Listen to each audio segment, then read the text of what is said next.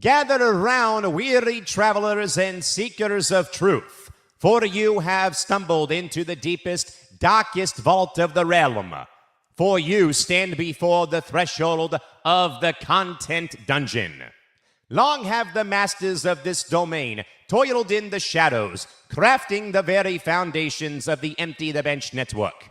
And today, the heavy iron rises, and the secrets of the forge are laid bare. Behold your overseers and architects of chaos, the keepers of the keys themselves, Sir Callan McClurg and Sir Nick Morgasen.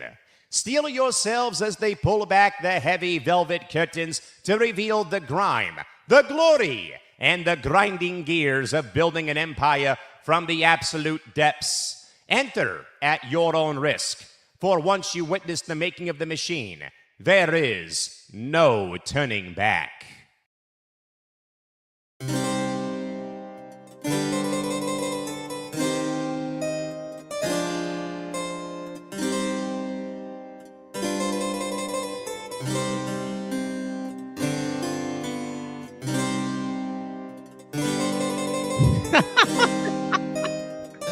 You know, there's been a lot of memorable moments of my 18 years in sports media, broadcasting, whatever.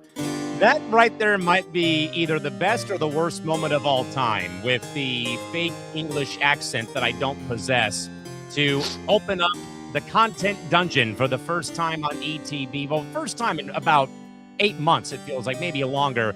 But we are, though, folks, filling time on this Monday, July 13th, 2026. He, of course, is Nick Morgasen. I am Callan McClurg, and welcome to the pit of misery. I mean, the content dungeon here, as we fill our Monday time slot while our good man Nate Miller is traveling the world and back over in the great country of Italy on this Monday. Mr. Morgasen, how are we doing? And welcome to the Monday show. Here we are. Oh, wait, it's not press row? No, it's not press row. It's not cranium. It's not the lounge. It's not empty the pitch. It's not ETB sports. It's not anything. It's just us filling time for the next, 7 hours, I think we said.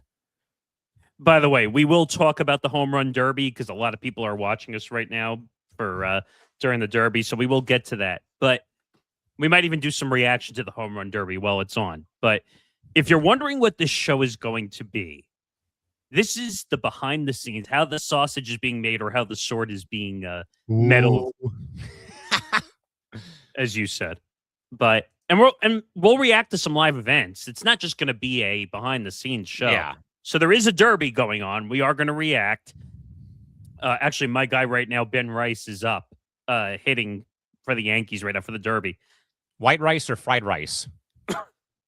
My preference? Fried rice. But I prefer white rice, but okay. I'd eat either one, to be honest. But rice is rice. Wow. But no, we have a lot we're going to get into. Obviously, we'll react to the derby because it's on right now as things are going on. But you want to kind of give a glance from the outside of what this show is going to be? Yeah. So we actually, folks, if you've been with us since the playback days, I don't know if we would call it BC or AD. I'd probably call it PBB, I guess, the before or the playback era in general. Nick and I did this show a couple times in the evening just to kill some time. We were kind of in a way mapping out the week for our content. Again, we got 17 shows that we have here now, folks, on ETB, all of them live now, by the way, minus our 2 audio form podcast series on Apple and Spotify and on your podcast app. And we kind of pulled the curtain back a little bit for the playback community that we were trying to grow very well over on YouTube and over on Playback TV, I should say. And a lot of people thought it was kind of cool that we were kind of in a way burning midnight oil, kind of in a way just going live and rambling about sports. We were scheduling our content, talking about, some talking points for the programs. And we've had the idea on the bulletin board or on the scrolls for a long time, but never found a time to really bring it until we've now entered the summer, Nick, where obviously people are traveling out of town for a last minute or last time summer vacation, what have you, and coming on, though, in the early evening out west, kind of still prime time on the east, though.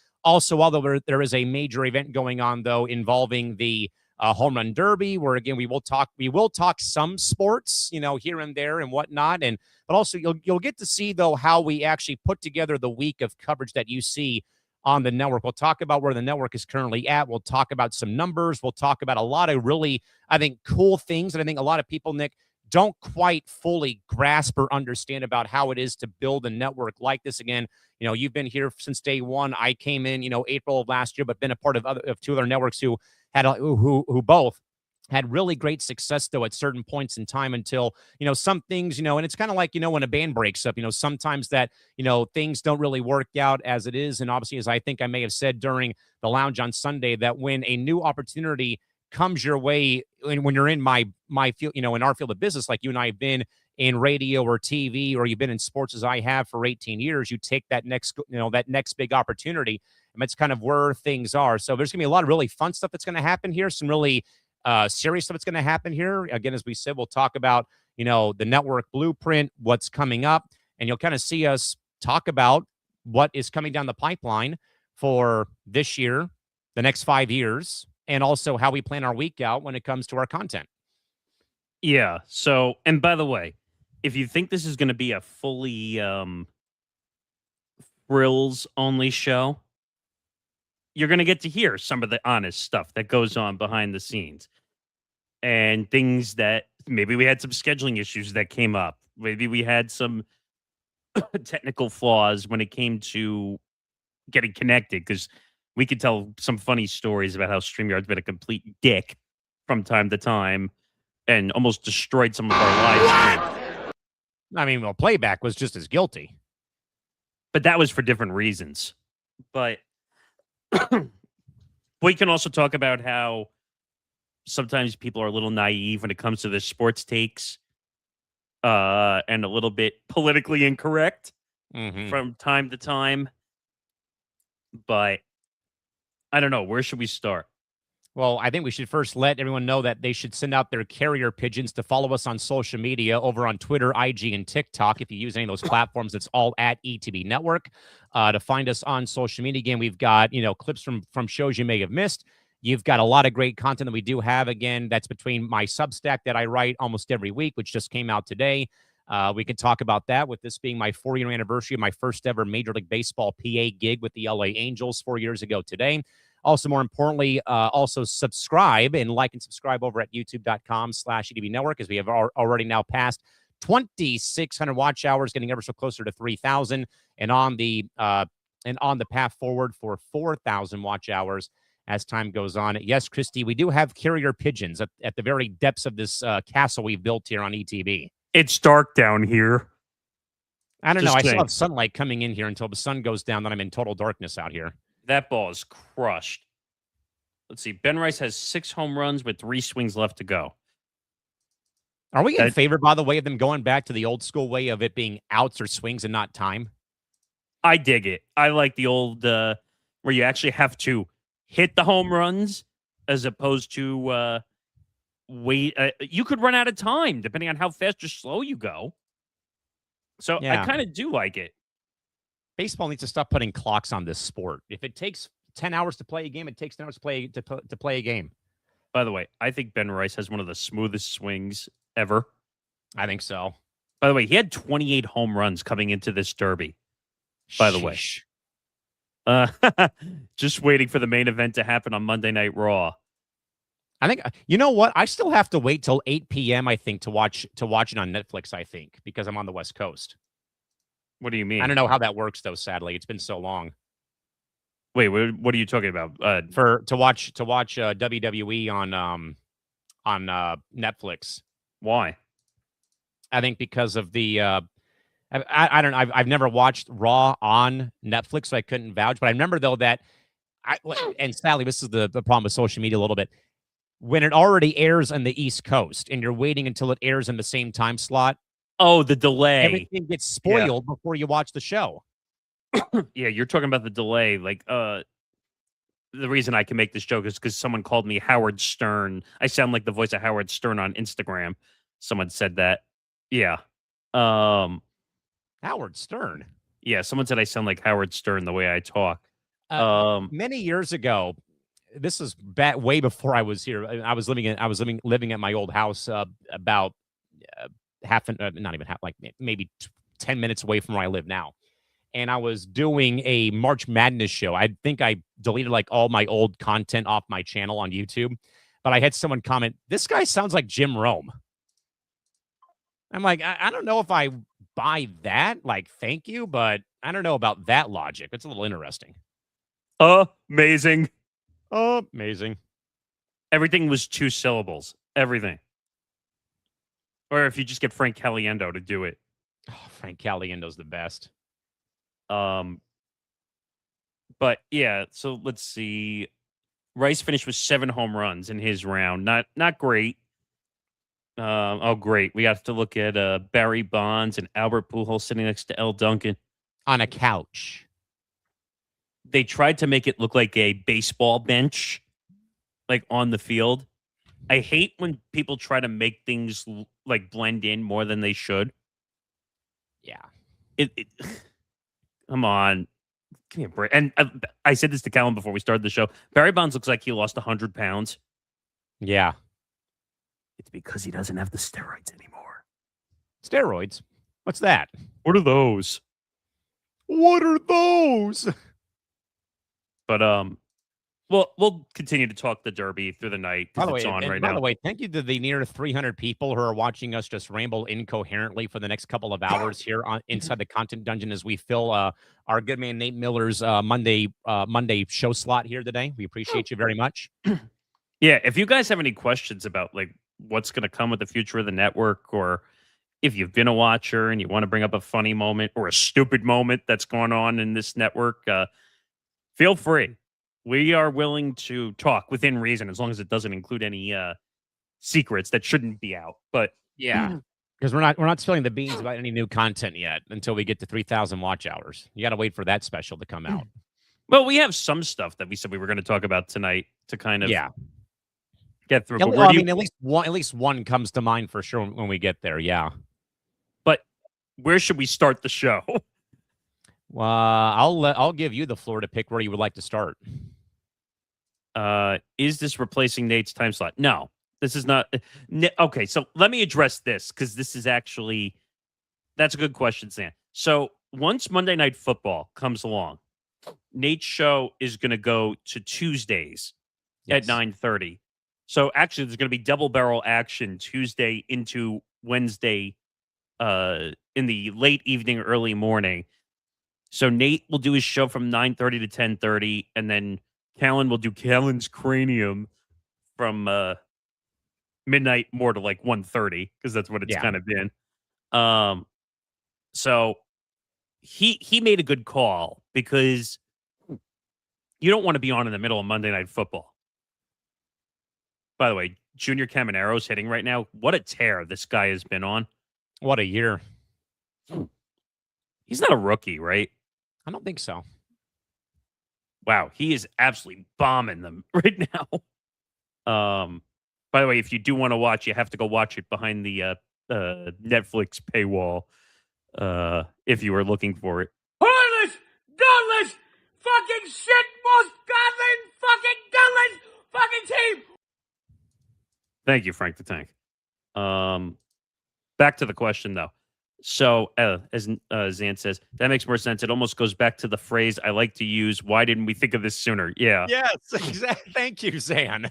So, to finish that, Nate will go from 9:30 to 10:30 Eastern, as Cameron just totally scorched another one.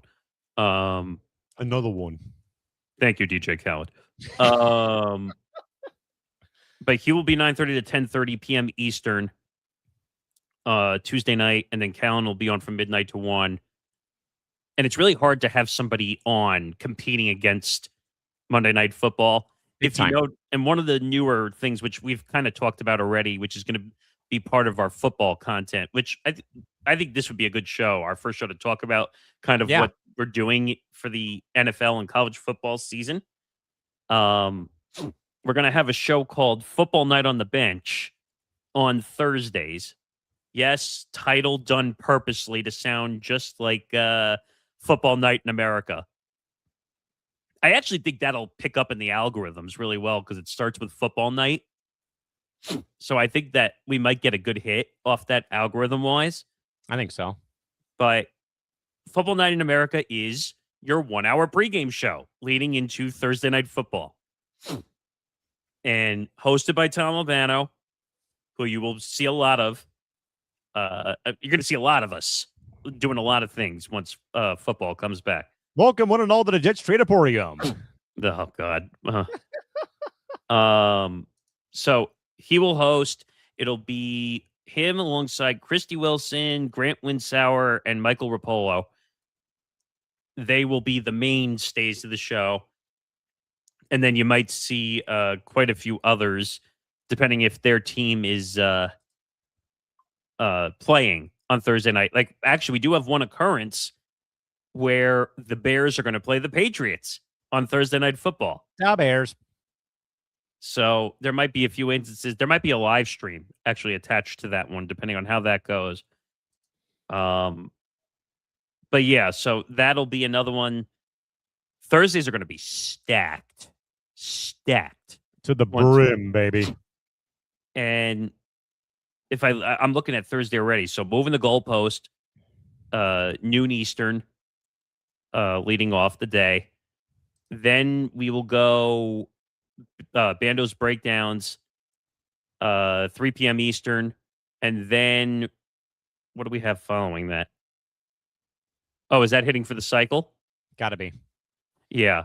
So we have a bunch of shows as Cameron just destroyed another one.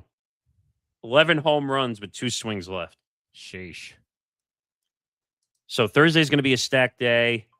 That is number 12. Wow. Yeah, Zan says yes. If we're talking about Thursday, it's going to be stacked. Yeah, so Thursday's going to have a lot of shows. And then Friday, Unnecessary Wagers, which we were trying to figure out, is going to stay on its 5 p.m. Eastern time slot. And then Forecast, which originally was going to be 6 p.m. Eastern, which it was for the past couple of years, is now going to be 7 p.m. Eastern because we can't have 2 shows butting up against one another. So that will be 7 p.m. Eastern time during the football season. That's our pick show. It's not NFL Live. It's not, you're not going to see us breaking down the dime package a million times. 46 defense. Or you're not going to see us calling out defensive formations and going into the film room. If Nick D was listening, that's a reference back to a network he hated. But we have fun on that show. And we have some fun videos made. Tom makes some funny videos that will make its comeback once Forecast comes. And that season officially gets underway with our previews, our AFC and NFC preview shows. We'll get into all that stuff. Wait a minute. I saw that. There's going to be nothing about Sam linebackers either? I don't know. What do you mean, Zan? A 6-man tag match for SummerSlam at US Bank Stadium. There you go. There's your wrestling. And if you want your wrestling, make sure you tune in with Christy Wilson on Saturdays between the ropes. 7 p.m. Eastern time now to get you closer to, I forgot which AEW show it is. I think it's Collision. If you're looking for wrestling, don't come to me because I don't know it as well. I let her handle all that stuff. She's much smarter than me when it comes to wrestling. If you're looking for wrestling from me, that's a problem. Yeah, she said Collision. We have a problem over.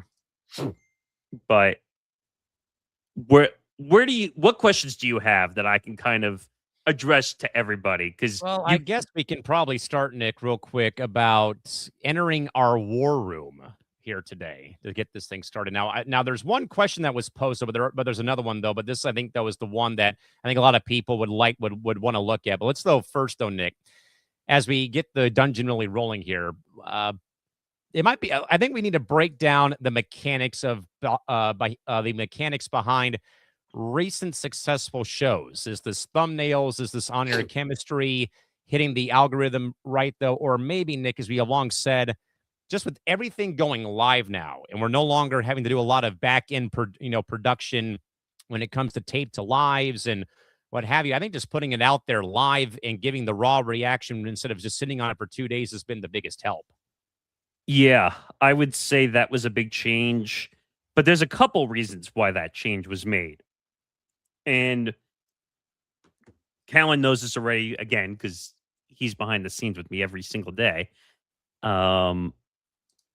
I was the one doing all the video production, and you can tell everybody that's not a joke. I literally It's not a joke, because before you people before everyone gets to see us live here doing the show, this is what we do on a nightly basis when I'm not out downtown watching the Padres or at work. Is we're sitting here planning out the whole week of coverage, and having been a part of being the lead of creative direction for the network, I have sat here and had to listen to Nick scrub through audio, scrub through the video feeds to find teasers, and then making all the social media clips for all the shows and stuff. That it's been very much a 1.5-man production for quite a while getting all this off the ground. But when I say literally, I was the one producing all the recorded shows we put out, and I'm going to pull you for a second. I'm not doing no ABS challenges here. No shot clock violations. But I literally would produce every show once they were taped. I literally put all the intros in. I had to put the teasers in, all that stuff. That was me. Every show you saw go out to the YouTube channel was me. Everyone was hosting their shows, but I had to do all the back end work to get it all figured out. And I said to Callan one day, this is just not a good use of time. And we need to be live. Oh, Mr. Hometown Southpaw is up at home plate. Mr. Kyle Schwarber. So we're halfway through the first round finally. Oh, it's he's doing his Ken Griffey Jr. impression with his hat. No, that's another one doing their hat backwards for the home run derby. I don't think Bryce Harper will be too much of a prude to do that, right? He may have done it when he was in D.C. when he won it. That ball's crushed. I hope Bryce breaks out the pencil bat of the Philly Fanatic bat. Didn't they get in trouble a couple of years for like using ridiculous bat logos and stuff? I remember a couple of years ago they got in trouble for that. Possibly. But what was I saying? Oh, so I told Callan, I said, this is not working. This is not a good use of time at all. And it was time to make a change. And also, when you sit on content for 2 days, it gets old fast. We live in a 24/7 society, okay, where news changes what feels like every 5 seconds. So I said, why don't we just do all the shows live? And you looked at me for a second and said, can we do this? And I said, why not? And the amount of production time went down, which made it way easier for me. I could get us on the right track to get more shorts, and we'll get into that side of it too. But we needed to produce more shorts and reels so that people could see us more on the social media sites, because sometimes we'd go a week without posting a short, and that was not good. So now all the shows are live, and it makes, sometimes we can change the title an hour before the show if we think if a topic needs to really be in. Like you put the McGregor topic in yesterday for ETB Lounge. We've done that, and we did that with all the USA men's national team streams on Empty the Pitch. We've done that for the World Cup streams that we have done every Saturday morning with myself and Trevor Williams. So it does make a difference because you're going live when events are happening as opposed to waiting. And you get more people watching live because they want to see something live. Yeah, and I think they also want to be able to react though too in real time, as well as, again, you sit on it for a couple days, and then the news cycle changes. Like literally, you'll see us kind of go through our press row rundown which, by the way, we will be having the show Tuesday this week, not Wednesday, due to some scheduling conflicts that popped up on the radar on Wednesday. So we'll be doing the show Tuesday morning at 1 p.m. Eastern, not at the usual 2 p.m. time slot Eastern time tomorrow. Also, Zan does, in fact, confirm that we did that as well as this morning for his program as well on Bando's Breakdowns. That also happened along with Zinger Part 2, which is, I think, has always been live, though, I want to say, but I might be wrong. But Zinger Part 2 has always been live. That's another thing. You bring up a good point with that. Also, we were doing stuff on Substack for a period of time, and that's where a lot of the extra shows were going, and playback and all that stuff. Then playback went belly up, spending $22 million and running out of money. That's no joke. You can look that up publicly. That's what happened. It's out on many platforms have written it up. And plus, I know we interviewed Brandon Towers, who I forgot what his job was. He was like the VIP head, we were a partner account. Kind of like, he was kind of like a liaison between upper management and the rest of us.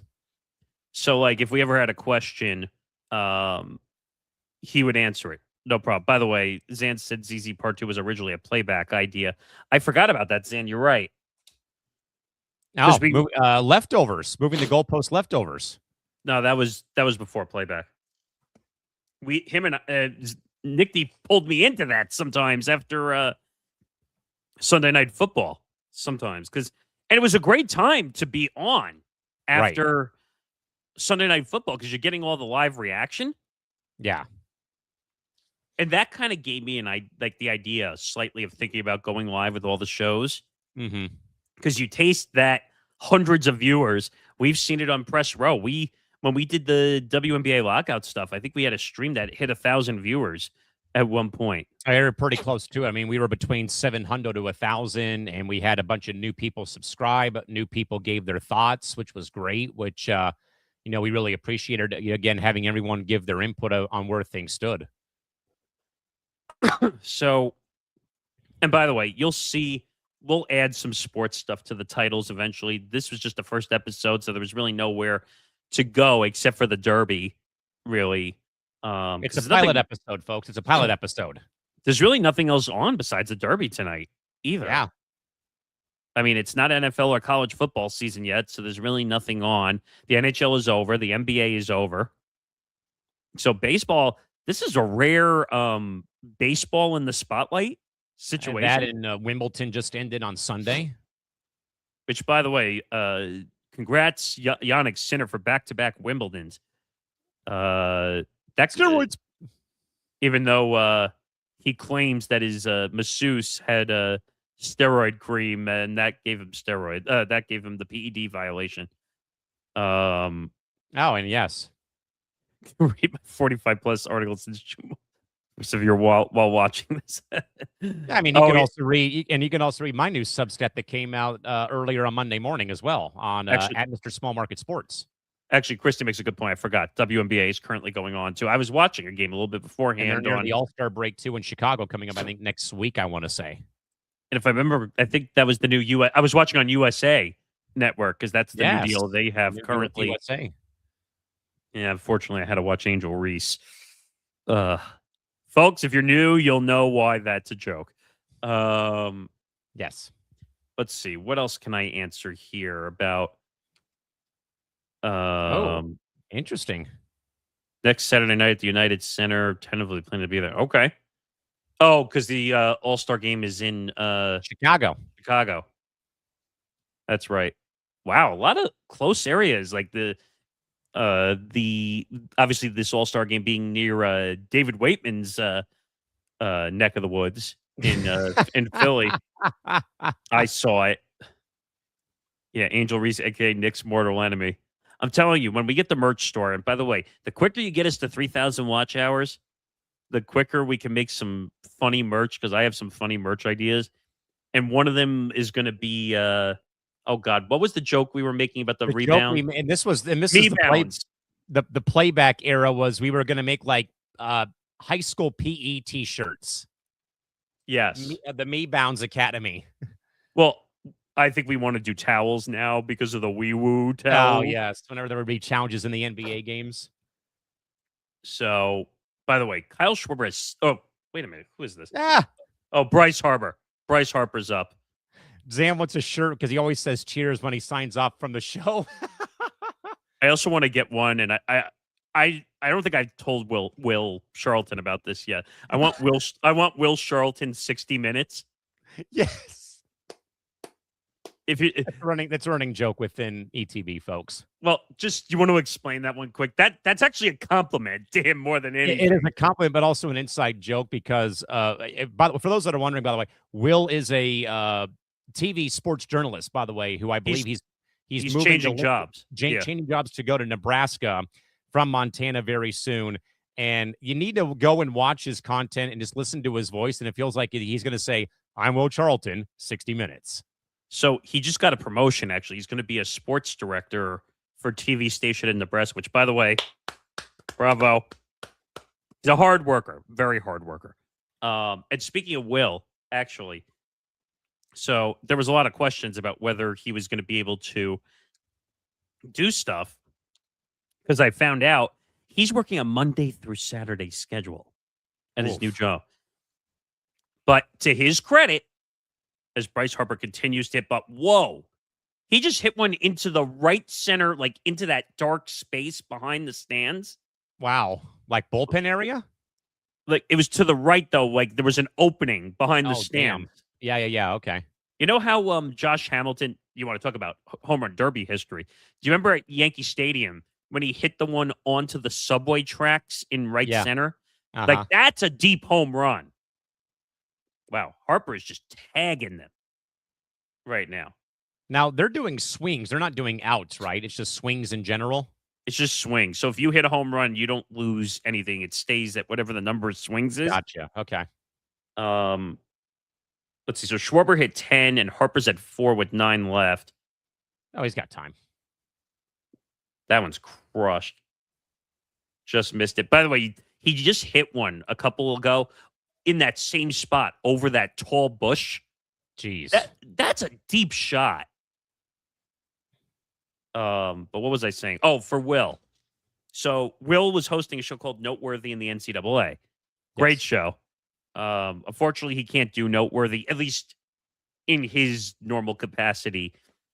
So Will is going to move over and join, and we're going to expand Zanzinger Part 2 as Harper hits one into the second deck.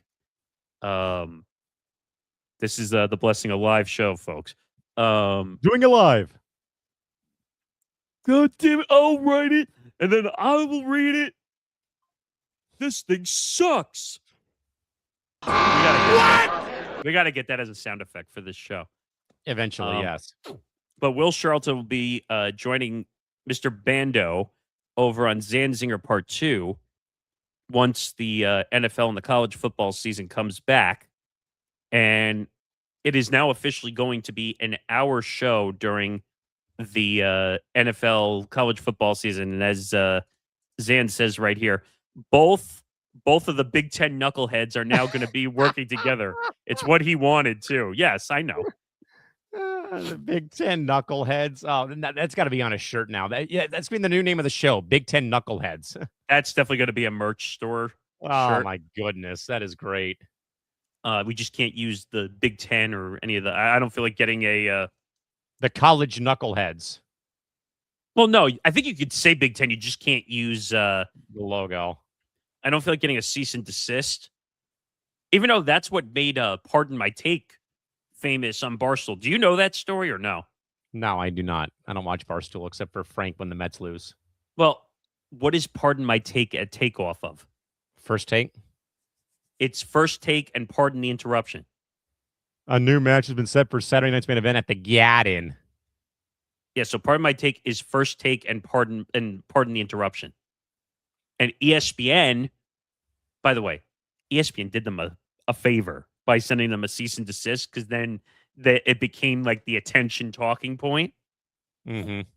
And they never, and eventually ESPN just said, all right, screw this. We're not doing anything. But ESPN made that show big, believe it or not. And Barstool and ESPN have had their fights over the years. They almost did a show called Barstool Van Talk, which would have been Big Cat and PFT. Mm-hmm. But what was I saying? So yeah, so Bando's breakdowns, Zanzinger Part 2. Same person, different show. Will now be an hour show during the NFL college football season. And Will be on for the second half of it for the last half an hour of the show. Zan will do all the other sports stuff, a lot of NFL leading into the Sunday slate.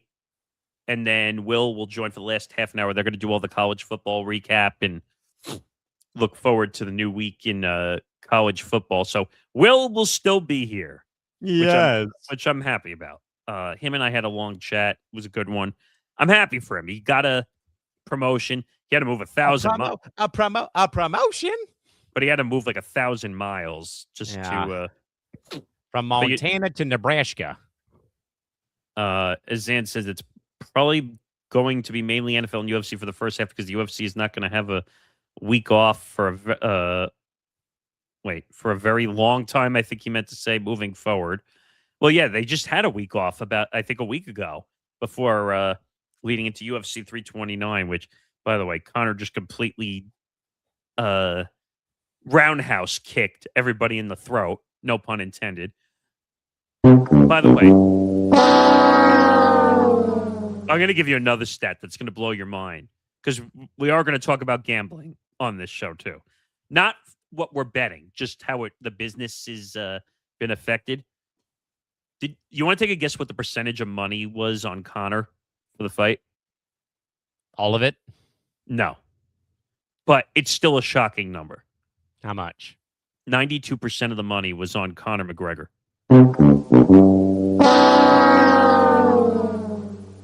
Is that unbelievable? Not surprising, but yes. Conor really didn't have a shot. No. Now, I had picked Holloway to TKO somewhere first, second round. Because Holloway, I think, was just the better fighter. But, of course, Conor's the main sell. By the way, 69 seconds. Nice. Nice. But you want to know how much he got paid for that? Well, their negotiations are done before they even hit the octagon. 69-second fight. He breaks. Well, we don't know what the injury is. Allegedly, it was a torn ACL. $30 million. $30 million. What? So, 69-second fight. Nice. And What? made $30 million. If I'm not mistaken, I think Holloway made like $3 to $5 million. And he was in. What? Well, Conor was the big sell, unfortunately. And the thing is, he should just retire and move on. But of course, I'm sure Zan will say it too. Conor's the big sell because of his name, and will always be. And I thought Dana was acting really funny in the press conference after the post-fight press conference. That? Well, his for deciding to do a roundhouse kick right out of the gate. You're a turkey. Yeah, well, but I'm like all over the place here. I got to try and stay on one situation. What are you got, Sam? Chandler tweeted that he's excited to see how everything plays out with McGregor's recovery. He did it with a smile too. Have a Coke and a smile. I know. Hey, for AJ. Zan loves to play this up every single time because of the whole Tough Enough series. Well, the Ultimate Fighter, our series is called Tough Enough, but which Zan will be doing solo this week with Tom on vacation. Tom did a solo one, I think, last week. Yes. I think. So where was I going with that?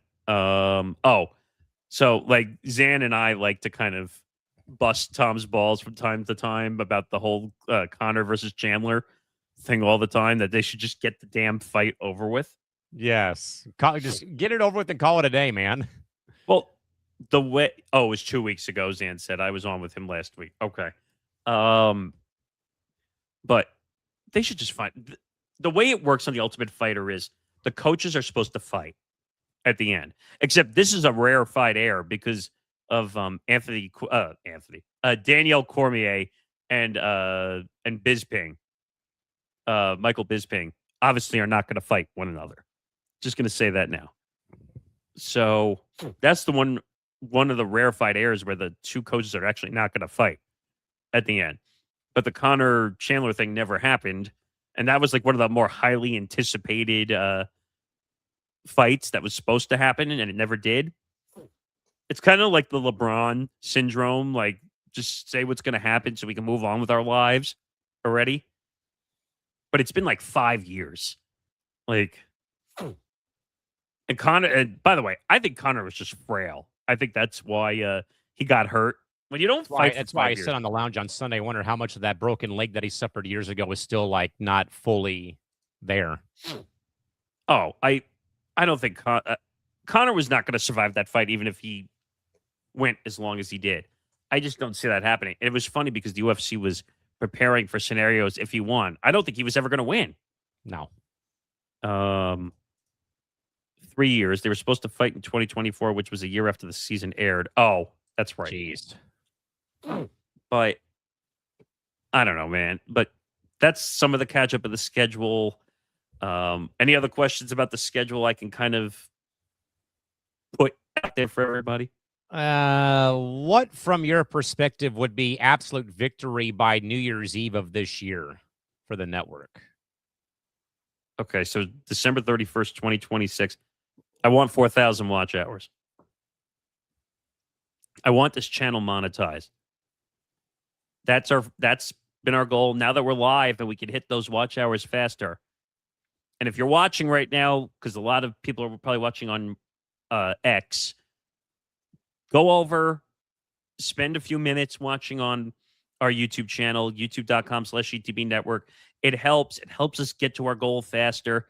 If you get us to 3,000, we could do even more things, offer more things. And we can put merch out. We can have fun with some merch drops. Yes, like and subscribe. But if you help us get to those 3,000 and 4,000 watch hour goals, we could provide some more fun things down the line, which Callan and I have a lot of ideas up our sleeves. Like a lot.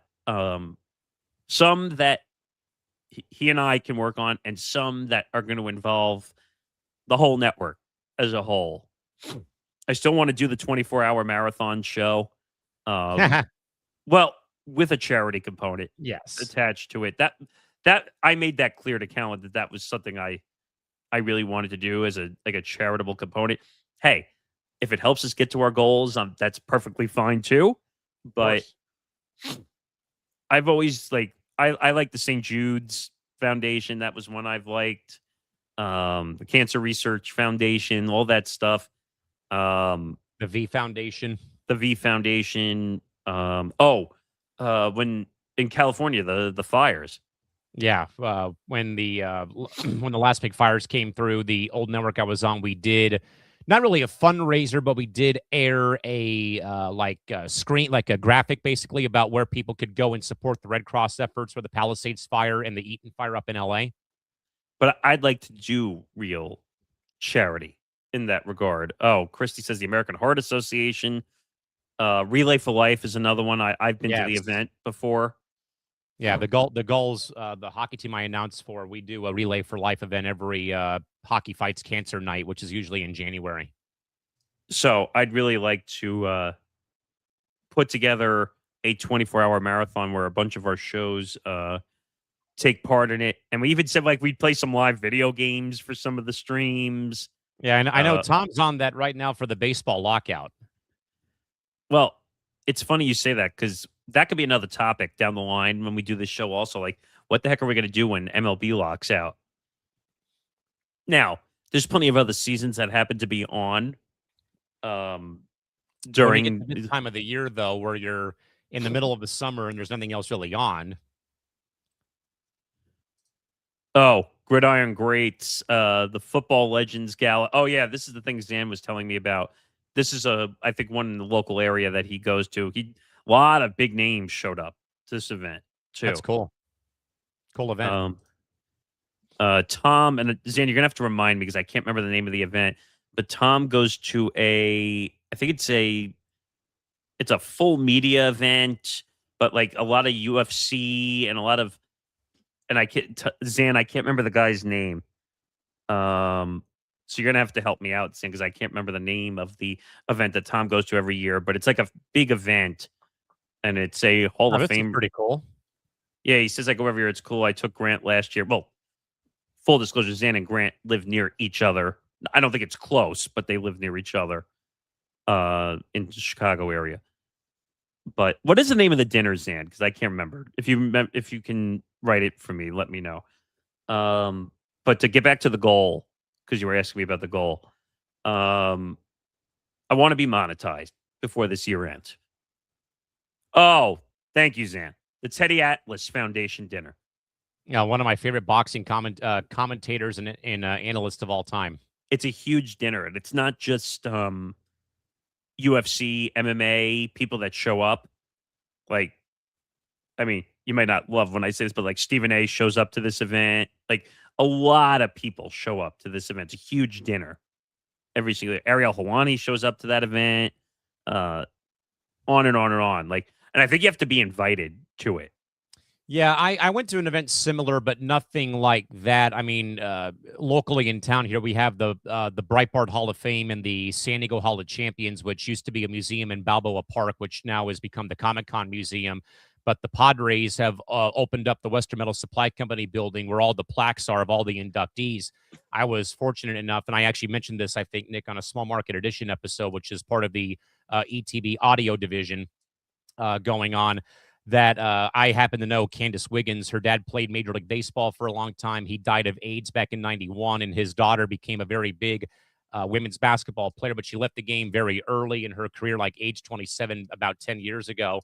And because she was a big star here locally in high school, she was inducted into the Hall of Champions. And I happened to interview her while I was in college back in 2014. And obviously, having grown up here, knew about her father, knew about her career playing high school hoops here, that when she was on the ballot to be inducted, I'm like, I got to find a way to go to this to the event. And the dinner is like very expensive. You have to buy a table, but you're amongst like, San Diego royalty when you come to the event. So I happen to know her cousins at one, still know her cousins. They live here in town, about half an hour away from where I live. But regardless, one of Candace's cousins couldn't make the event because she was playing a high school playoff basketball game that day. So her and mom and dad were gone. So Nate, Candace's other cousin, called me and said, "Hey, I'm letting you know that Meredith and my folks cannot make the Hall of Champions dinner. Candace wants me to tell you that you and your parents are invited to come to the dinner for the Hall of Champions evening." And that was also, I think, Nick, when I documented that was the day after a very public article came out in the local newspaper here about Candace kind of spilling her tea about life in the W, about, how it was made a lot about, being straight versus gay. And she used a lot of, bad information that literally like people had crucified her for her thoughts.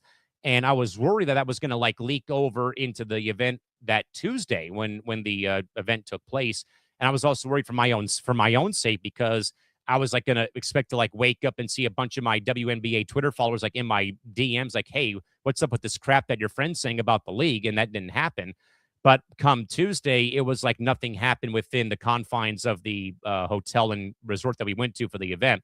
Long story short, though, we're sitting at Candace Wiggins' table. So her mom's there, her sister's there, family of Allen himself, who played for the Padres, showed up. Of course, Nate showed up, and me and my parents showed up. And it was a very much like a dress-up suit and tie event. So I put, all that sort of stuff. But like you're there though, Nick, among a lot of the greatest San Diego athletes of all time that played in the marketplace. And the Hall of Champions honors their whole career, not just their time here in San Diego, but wherever they went. So like Willie O'Ree showed up, Rolf Benershka showed up, Ron Kapp showed up, Phillip Rivers showed up. And this was, Nick, the year that the Chargers had just left to go to LA. But Phillip Rivers was honored with some big award for like his last year with the Chargers. And I documented, and this is again, kind of, again, a little, self-promotion of the Small Market Edition podcast. But I remember doing the episode, Nick, about when the Chargers drafted Eli Manning and how that whole thing played out. And we ended up getting Phillip from the Giants. And I remember when Phillip was introduced, that the whole ballroom is giving this guy a standing ovation. And I mean, he was in tears and like emotionally spent because the Chargers had just announced they were going to be leaving the month beforehand when the event took place, and he couldn't really get through his speech though, and he was still though very gracious of his time though. My dad got to meet Ron Capps. My dad's a very big like NHRA fan, so Ron Capps is like royalty in the world of drag racing and funny car. And then obviously I have a picture of me and my parents with Candace, who they got to witness Alan play. Candace's dad play. I didn't get a chance to see her dad play, but I got to see her play kind of, through the lens of Alan and whatnot. And we still are in touch to this day, though. And her and her cousin still hang out. So like hearing about like Zan going to the Teddy Alice Foundation dinner, like that's like the only like real cool thing I've gone to, like when it's come to sports and that sort of thing. Like I've gone to like, award banquets for the colleges I've worked at, and stuff. I've done some VO for those events. Those are really fun when you get to announce or introduce the new Hall of Fame members of the university. So I got to do that during COVID one year. Point Loma Nazarene did they do a thing called the Slam Awards every year. It's their version of the ESPYs, basically. But when COVID hit and we were still in the middle of the season, we had to do everything remotely. So it was my boss, our photographer, Trenton Hernandez, was the like video host, and then they would unveil all the winners of the awards, and I would come in via voice tracks and read the script about what they had done. So I've done some like cool things like that, but nothing like what Tom, and thank you, Zan, for the clarification, like nothing that like what Tom's gone to with the Atlas Foundation or what Zan's gone to with the CTE research fundraiser either. Yeah. I mean, they're great events. Like, you should support them. I don't think we do enough supporting these events to do research. I mean, look at the story we just recently talked about with Chris Johnson. Yeah. Like with the ALS battle. And like you and I talked about that on Press Row, that some people are just jumping way too far on conclusions. That why wasn't it asked? Why wasn't it asked, like, why didn't it have to do with football? Anyone can message me if they want to get involved. Oh, with the gridiron greats. Okay. Cool. Thank you. People need to take a chill pill, honestly, when it comes to whether it was not the right place, the right time. We said this on Press Row. I'm only going to go briefly into it because we spent 20 minutes, 25 minutes on it. But people need to realize, go support your local foundations and go support the national ones too that do all the great work, including, because Tom said, Zan said the Dickie V Foundation, which is a big one. Christy said, I've mentioned wrestler Tania Brooks, who recently revealed she has ALS. Unreal. ALS is brutal, man. I mean, it unfortunately, like, I hate to say this, but it's a death sentence when you get ALS. And I'm not saying that out of any harm. It's unfortunately just the way it is. There's no cure for it. Goes all the way back to the Lou Gehrig's situation. Like, remember the speech? The luckiest man on the face of the earth. Because he played through it for a period of time, and then unfortunately his body just got weak. Unfortunately, if I'm not mistaken, like, it chokes your throat. You can't breathe. Unfortunately, it's slow death. It sucks. I mean, but go support these foundations. They do good work. Make sure you check every foundation that you donate to, that you don't get scammed, or because unfortunately during COVID, there was a lot of that where people would act as charities, but they were taking your money. So just be careful on that front. But to get back to, because that was a long spin around there. But hey, there's no time limit on this. There's no time limit on this show, and we can be in the dungeon for as long as we need to. Because you will though get to see the process about how we go through scheduling our content though later on this evening. So to answer your question, I want to be monetized by the end of this year. Yeah, I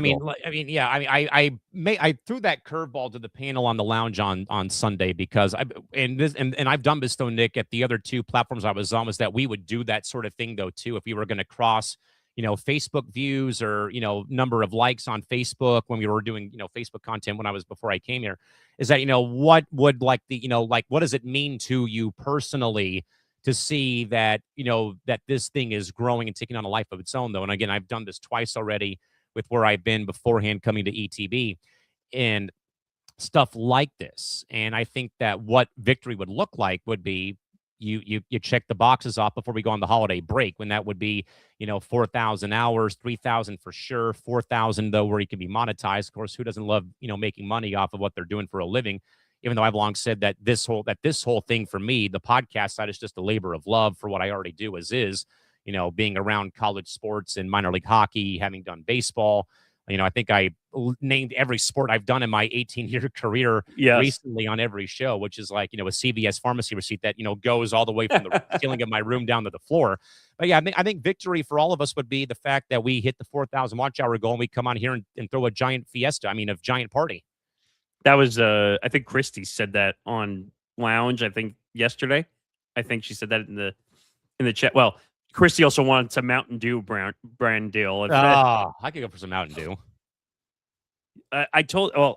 Since we want to talk about like the ideas, like eventually, like within reason, like I'd love a beer sponsor for ETB Lounge. Oh, or like a party sponsor of some sort, like some kind of food or a snack brand, or I know who we'll get to that later, but I know who I want for Cranium.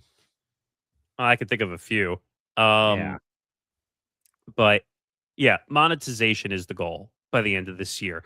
And the one thing I want to say, because this is a frustration of mine, and you'll hear me go through frustrations time to time, because I say it to Callan, now it's going to be out on a show. No. But no, the whole let me read the Zan comment first. I do my show as an extension of my job as a journalist, but it really has felt like I could be a personality outside of all my work, and I'm starting to notice that people know me for. Yeah. And I think he's going to finish that, but Damn character limit. But there it is. Know me for the podcast, and I do then the actual websites I write for, because I'm noticing that people will follow me regardless of wherever I go, and I think that's a testament to what we're trying to build. Yeah, that's a big thing, Zan. Like, we needed to go live because more people, like when they're running around, they could scroll on their phones and watch something, as opposed to like I have to first open up YouTube, then I have to click the link to open up the show, and I think this is much easier. Yeah, and I may have mentioned this a little bit, and again, part of the dungeon is also telling stories of our career. So I can speak to what Zan's saying about how people recognize you, and I may, Nick, have said this a while back. I forget though. But as people may or may not know, I've been in junior hockey and minor league hockey for almost my entire career, which started back in 2009 when I was a sophomore in high school. And I got my start, though, as a 16-year-old intern, my sophomore year, doing play-by-play camera work. And then I eventually morphed it into other roles with game operations. And I kind of may have wrote this in my first Substack, and even on the first episode of Small Market Edition, where I had talked about like how you pay your dues on the toll to get to where you want to go. So I went from being a very terrible play-by-play announcer and camera operator to a goal light judge, to a merchandise seller, to a concession seller, to a ID checker, to eventually becoming a PA, the PA voice and whatnot. And that literally was a stroke of luck about having already done the profession in the game or in the sport. You get a phone call in August of 2015. Hey, we're the new AHL team in San Diego. We heard you're a PA guy working up at the Iceplex in Escondido. Would you want to come apply and audition for the job? And here I am going to the arena that I grew up going to 25, 26 years ago to watch hockey for the first time ever, like living out the dream in a way. And I just wrote this on Substack about filling in for Major League Baseball, and that it goes from an audition to not being picked to getting a phone call to fill in for 4 games, to have the fan base tell the front office during a season ticket holder town hall meeting before the holiday break came up in 15. Whoever your announcer is right now, can you keep him? Because he knows the game, he follows the game well, and he's got a bit more excitement about the team and about the game. And lo and behold, I'm sick with the flu in January of 2016. You're the new guy, you start Friday. And it's been that way ever since. To that point, though, now, Nick, I can't go to anywhere now around a hockey rink and not have, like Zan said, that people know you. And I may have said this a couple times that at some point this weekend, I'll be covering one day of the big Narch inline hockey tournament in Irvine sometime this week. I don't know what day yet, because I've got some stuff on the radar coming up with my dad going overseas for a couple of weeks to coach baseball.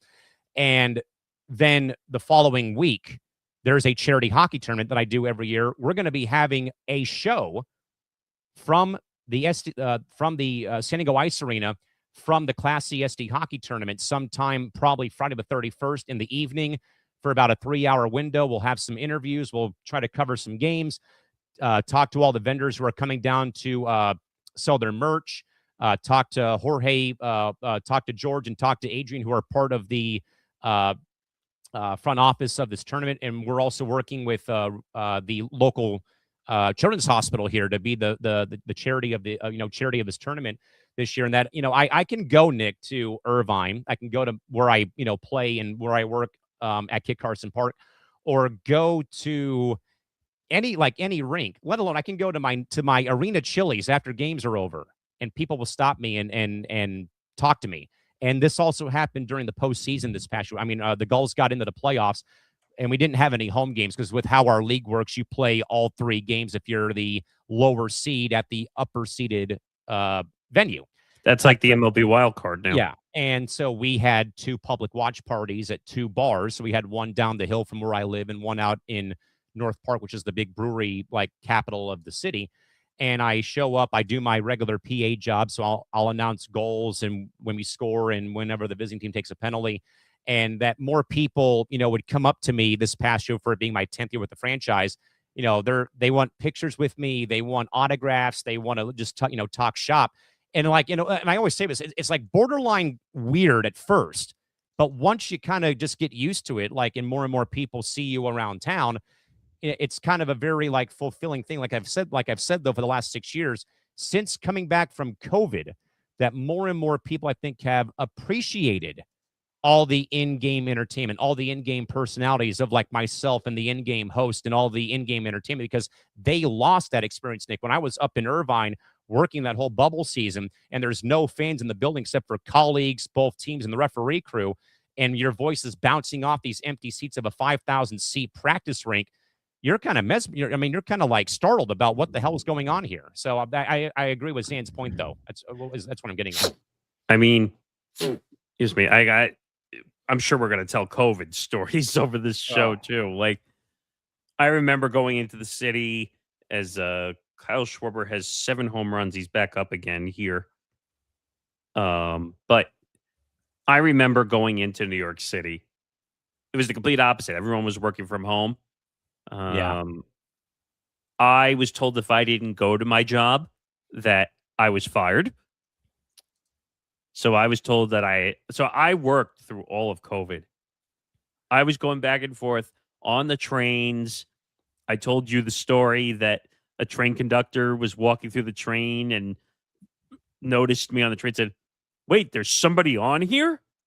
It's a miracle. And I wanted to punch the train conductor in the face. Because I'm like, are you fucking kidding me? Yeah, nice to see you too. God. Yeah, and Christie was working, I believe, fast food at that point, and they were deemed essential workers. That was another big thing that we heard during COVID was, essential workers only. Oh, I was essential worker, that's for sure. At least that's what they deemed me, as an essential worker. Even though I was working for a talk station. I'll save that story for another time because we're actually talking about show stuff. But yeah, that was an interesting time. Going back and forth, sometimes an hour ride each way. Oh yeah. And you had to do your job. You didn't complain. Yeah. And you worked as hard as you possibly could. But to get back to it, monetization is the official goal for the end of the year. Because then we can have brand deals. Maybe we work with some sports stuff, hopefully, if that happens. Maybe we get to do live read ads for the leagues. That would be kind of fun. That'd be something. You never know. So, yeah.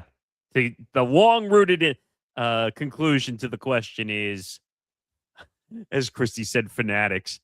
That would be great, actually. The official merchandise partner of the Empty the Bench Network. I went to the event for the first 2 years. It's a fun event. I got to see Kevin Hart doing his Cold as Balls show, like in the bathtub.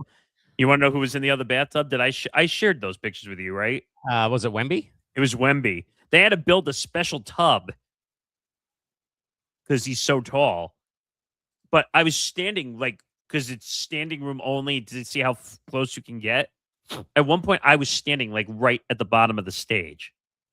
Like, it was a cool experience. It's just I had no one to go with. You need someone to go with when you go to these type of events. Yeah, going solo to places like, believe me, I can get lost, or not lost, but like I enjoy going to like a baseball game solo because I'm like on my own time. I don't love that. Well, also because of how I watch sports and from the announcer perspective and the former player perspective, I kind of have to talk to myself about certain situations or, where things are at with the game. And matter of fact, James Gonzalez, actually, him and I, we went to a couple games already this year, and he's like, dude, I got to go to more games with you because you know what you're talking about, and also like your perspective of like being a one-time player and knowing the game in and out about certain situations. Plus, you have the the announcing, like the announcer perspective, like that's what I, and like I enjoy that sort of insight. Like my insight's not all all that great, but it's something that I do take pride in. So like I can go to a baseball game solo, but like going to like a theme park or going to like a like Comic Con or Fanatics Fest, you kind of have to go with a group of people or like with somebody else because it's kind of like I wouldn't say boring, but like you're there by yourself and no one's really and no one else is with you to like soak it all in with you is what I'm kind of getting at. By the way, thank you to the 400 people that are in here watching right now. Thank you for everyone who's coming to watch the pilot episode of the Content Dungeon. As we say, this is going to be a show where you're going to get to hear the good, the bad, the ugly, the indifferent, the future. Okay, Clint Eastwood. You're welcome. But the one thing I want to get to, so that's the answer. I want this channel monetized by the end, the YouTube channel, because that's the goal we're heading towards right now. Now, one of the frustrations I have, and we're starting to fix it, is like network Instagram stories or when we put stuff out on network social media accounts. If you're tagged, you should be sharing. You do it well. Zan does it well. Tom does it well. Christy does it well. Christy does it well. Emart does it very well. But it needs to be a collaborative effort. If you look at all the networks, like, and you're going to hear me use Barstool as an example a lot because they're good at it, is when their stuff goes live or they have a piece of content that goes out, they're quick. Their whole ecosystem is quick to cross promote and share because when they help each other, then it allows the content to be reached by multiple audiences and by multiple people. And when you work as a team, everyone does better as a team. So that's one frustration I've had from time to time where like we build these network Instagram stories. Now people are starting to share the Instagram stories, but sharing an Instagram story is like sharing a picture or sharing a carbon copy of a picture. And I try to tell people that you got to build a separate active YouTube link to get the process over. Because if you don't put it, you know what I mean, right? Like when you just share an Instagram story, it's a picture. Yeah. You're not getting anything. You understood what I was saying eventually, that you have to put an active link in there. Otherwise, it doesn't work. Otherwise, people will click on the thing and then they have to click on the network account, then click on the story, and then they click the link.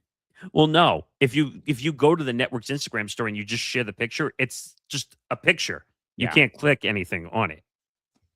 So that's why I tell people, like, hey, put the links in. That's a big thing. You notice that people don't even retweet sometimes when we put stuff out. Network account. Barstool does a good job with it. ESPN does an incredible job with it. Where if they're in content, they're the first ones to retweet. Now, they're making a lot of money, so you would think they would want to share. And also, a big thing which I've said to you before, don't you want to be proud of the content if you're being tagged in it? Wouldn't you want to share you'd want to share the content, right? Yeah. and not at midnight Eastern, 8 hours after the show airs. You're welcome, D-Mart. No, because what's the point of retweeting a live premiere thing at midnight if your show is on at 4 p.m. Eastern? Correct. Yeah, that doesn't really help the cause because it's not live now. It's on archive and replay. So that's a frustration I've had for a while. Like, let's see, who's up now? Oh, Wilson Contreras is up. He's got 8 home runs with 1 swing left. I don't know what round they're in right now. They're in the semifinals. I know that. That's the one frustration if I had to take something out on Netflix right now. They have nothing on the screen that says what round it is. Idiots. They've had the home run counter and the swing counter up the whole time, which is good. Oh, yeah, I would hope so. But they don't have what round it is. Because what happens if you're watching it like me right now with the sound off? Mm-hmm. But yeah, that's a big thing. And hopefully you agree with what I'm saying about like the retweets and the shares. Yeah, I mean, you should be proud of the content you're about to take part in and you're about to create. Content creator. And also, well, yes, but remember that term I told you, content funnel, Yes. which we're trying to create a content funnel, as Wilson Contreras just missed one completely. 8 home runs to finish the round. Not bad. Smaller numbers this time around without the time. Yeah. But I wish more people would retweet and share. A big show where that's going to matter is Football Forecast. Or all the football content, absolutely. But Football Forecast, which is on Friday, it's live. It's right before the weekend. We had a lot of people watching that. Imagine if every person, because we're going to have 5 people retweet one of the feeds, hashtags on the feeds. Quote tweeting is another problem we have around here from time to time. Again, you do it well. You see me do it all the time. Nick D's gotten better with it. Tom does it well. Christy does it well. But the hashtags are important, believe it or not. Yeah. Like, look at the one that I used on our show tonight, HR Derby, because the home run derby is on right now. That's why we have so many people watching. 401, by the way, to be exact. So you got to think about when you're doing a live show, and I'm talking to not just our people, but everybody, that you have to build the content and then you got to share it. The more people that share, it builds an algorithm for Twitter, X, and YouTube to share in that regard. YouTube and Twitter feed on shares, believe it or not.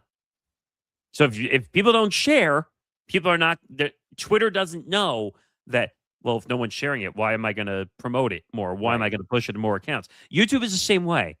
If you don't share links and push people to YouTube, then YouTube's going to say, well, F this, I'm not sharing that. What's the point?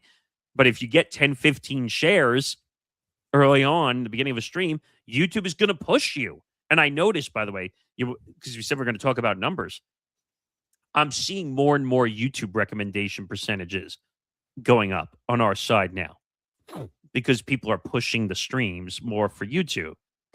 And that's the big thing. Like watch hours, how do watch hours get produced? It's more people sitting and watching YouTube. Right. So that's a big thing. And am I a little guilty of it from time to time? Yeah, but I'm busy trying to keep us afloat. I don't know. What else should we discuss, or what other you can be the questioner and I can try to answer. Let's see where we're at here. How about we look at some of the most successful short form videos or clips? What was the hook? Why did the algorithm push this specific 30 seconds? I got to think it's got to be the Skip Bayless video on TikTok, right? Oh, that was even before you were here. That was around the Damar Hamlin situation. And that wasn't even original content either, fully. I took the fight that they had on Skip and Shannon. What was that show called? Undisputed. Skip and Shannon. And I wrote, this was before I even knew how to do TikTok really well either. Yeah. And let me see if I can at least just pull up the picture so I can look at it while we're sitting here. Let's see. Here it is. So I wrote, this is before I knew how to proportion to put the video in the center and to build the two pictures on each side. But I wrote, Skip Bayless needs to be fired immediately in the video. You want to talk about algorithm push. I mean, this video has 867,000 views. It's the most views I've ever had on a video. 11,000 likes, almost 500 responses.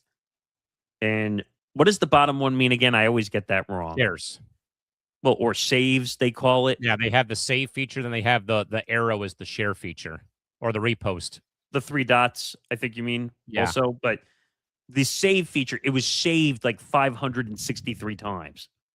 Like, and that was all from just knowing the timing. I knew putting that out. My phone, by the way, that's what I call a viral video right there, 867,000 views. My phone was literally going for 3 days. My phone was like on fire, almost, quite literally. We got to get back to like really creating that content. You had one for the Landon Donovan. It was Landon Donovan's criticism, I think, ironically of Christian Pulisic in the U.S. men's national team, I want to say, before the World Cup like a year ago. And that one did like 55 or 56,000 views. And that made you say a giant FU to a certain person. Yeah, you know who you are too, Isaiah. And we'll get into that too, because, well, you know what? I'll mention that briefly here slightly because it's going to come up from time to time. So you might hear Callan from time to time on here or on Cranium talk about Isaiah Leong, who used to be a, I don't know what he was really here, to be honest. He didn't really have a show. What was he? He was part of Playback Stream. Yeah. mainly a playback contributor when before the platform went down the tubes. But the honest thing I will say, because he's being a coward and he won't even talk to me or allow me on a stream after all the shit that he pulled on here, almost causing people to turn against me for stuff he did. That is the definition of not a content creator. I want to make that clear. Don't clickbait. That's a big piece of advice I'm going to give everybody. If you're going to do content, make sure you're doing content that you will respect and that won't make you look like a jerk in the end. What was the video he did that, even though it got 1,700 views, like about McDavid and Connor I think it was comparing Connor McDavid and Wayne Gretzky. Wayne Gretzky. He said Connor McDavid was better than Wayne Gretzky. Now, at the time, I don't know hockey as well as I do now. I know hockey a lot better now. That video should have never gone up. And because I didn't think much of it at the time. Now, I would never allow a video like that, period. Definitely. Ever. But big lesson, don't clickbait. First of all, YouTube does not like it. If they catch you clickbaiting, you might even get a strike for it. But I don't know, like, that caused almost a really bad situation. Like I said, we're going to talk about the trials and tribulations that happen here too. If you don't know, he almost caused a situation. I don't know. How would you explain it in a comparable term? Yikes. Putting me on the spot. A situation with some of the women we had here. Yeah. Oh, yeah. That was a huge, huge ordeal. And here's the other thing. When you work and you run a content network where we have 17 shows on it, you need to dot your I's and cross your T's and make sure you do everything properly. Now, I don't care how much power you have. I don't care what your standing is at the network. You don't do what Isaiah did at all. I don't care who you are. I don't care if you have billions of dollars. I don't care if you're friends with the president. I just don't care. And the reason I bring this up is because this is a life lesson to people get into content. And in general, if you want to work with a team of people, don't say things. And we live in a world today where you can't say anything derogatory to women. Yeah. Okay. And some of the stuff that he said almost caused a destruction of this network and put me in a bad spot. Yeah. Now, he was drunk. No excuses, by the way. But you need to control your actions.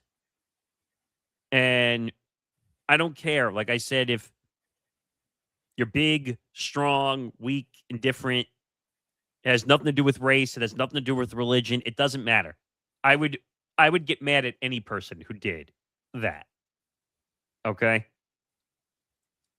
And I don't want to hear this bull crap anymore of where he'll say to you from time to time, well, I'm living rent free in his head. Which that drives me crazy, by the way, when a statement is made like that. I don't know why it doesn't drive you as crazy when he says it. I've been used to it for 6 years, so. But we're more of a tight ship now. We have fun more than ever when we're doing our stuff, but I won't tolerate any of that behavior here whatsoever. But go ahead. I just wanted to make sure I got that. Yeah, out. no, I mean, any line of work should not be condoning what of course happened. Anything else that comes to mind for, like, successful short form videos or clips? I mean, I think the Alyssa Thomas clip from Cranium is like at over 1,000 on IG, I want to say. I think on TikTok too. Or That video close to it. That video did well on both platforms. The WNBA is a controversial league and topic right now. Yeah. So any topics that involve Caitlin Clark, except for the short that we put out a couple of days ago, it didn't do well on YouTube. Yeah. And that's just, That happens. it happens. And sometimes clips do better on TikTok. If you notice lately, we have clips that blow up. Like our Carton Levitard clip, which did over 5,000 views. And somebody out there who had a Bill Murray pointing profile photo enjoyed the Who's Gal reference. That was great. But then, of course, someone called me a liberal, which is ridiculous. Because that's another thing that I a lot of things I can let. I let a lot of things slide off my back, but please don't assume our politics. That's one thing I can't stand. I could give two craps about politics, even though my radio job for 4 years was in politics. It was more to have a job and to get in the industry. But please don't call me a Republican or a Democrat or a liberal. Like, you're going to get called out for that if you call me that. Like, it's really stupid.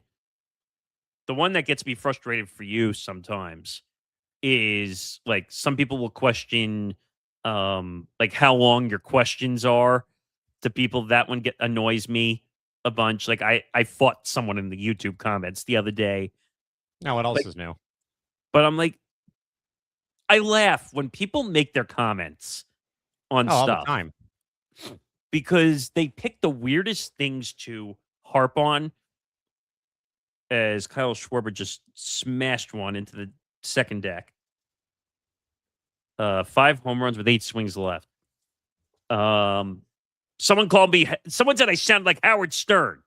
For crying out loud. I don't think I sound like Howard Stern at all, to be honest. I don't know. Have you ever gotten a Howard Stern feel out of my voice ever? I didn't listen to Stern anyway, so it wouldn't matter. And then, well, we haven't seen the one that makes you and I laugh all the time. We haven't seen that one in a while. Oh, podcast equipment must be cheap. Yeah, but like, what does that even mean, man? I mean, D-Mart makes this joke all the time, and I think, and I've said this too, and I commented it in Lounge yesterday. I said, what is podcast equipment? all you have to do is open a laptop or a desktop, get streaming equipment like StreamYard or record and talk. You don't even need a mic. You could use the computer audio. So you all sound like morons when you say podcast equipment is cheap, because it's subjective what podcast equipment is. So, but we've had some shorts do really well in the past couple days. Like the McGregor stuff has done well. Like Tom, we just put out a clip for Tom. Like that clip did a little over 4,800 views on YouTube. We had one for Zan from Bando's Breakdowns. I think this was before the fight. 1,000 views. Yeah. And then we had another one for Tom from Fight IQ for Conor McGregor. What would happen if he was sidelined? That did 525.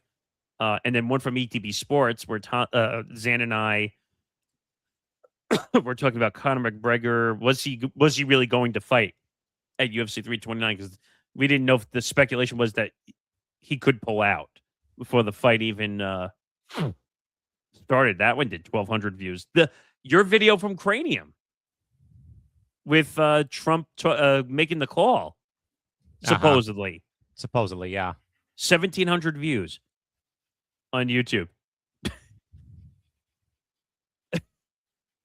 He's enjoying the show. Yes.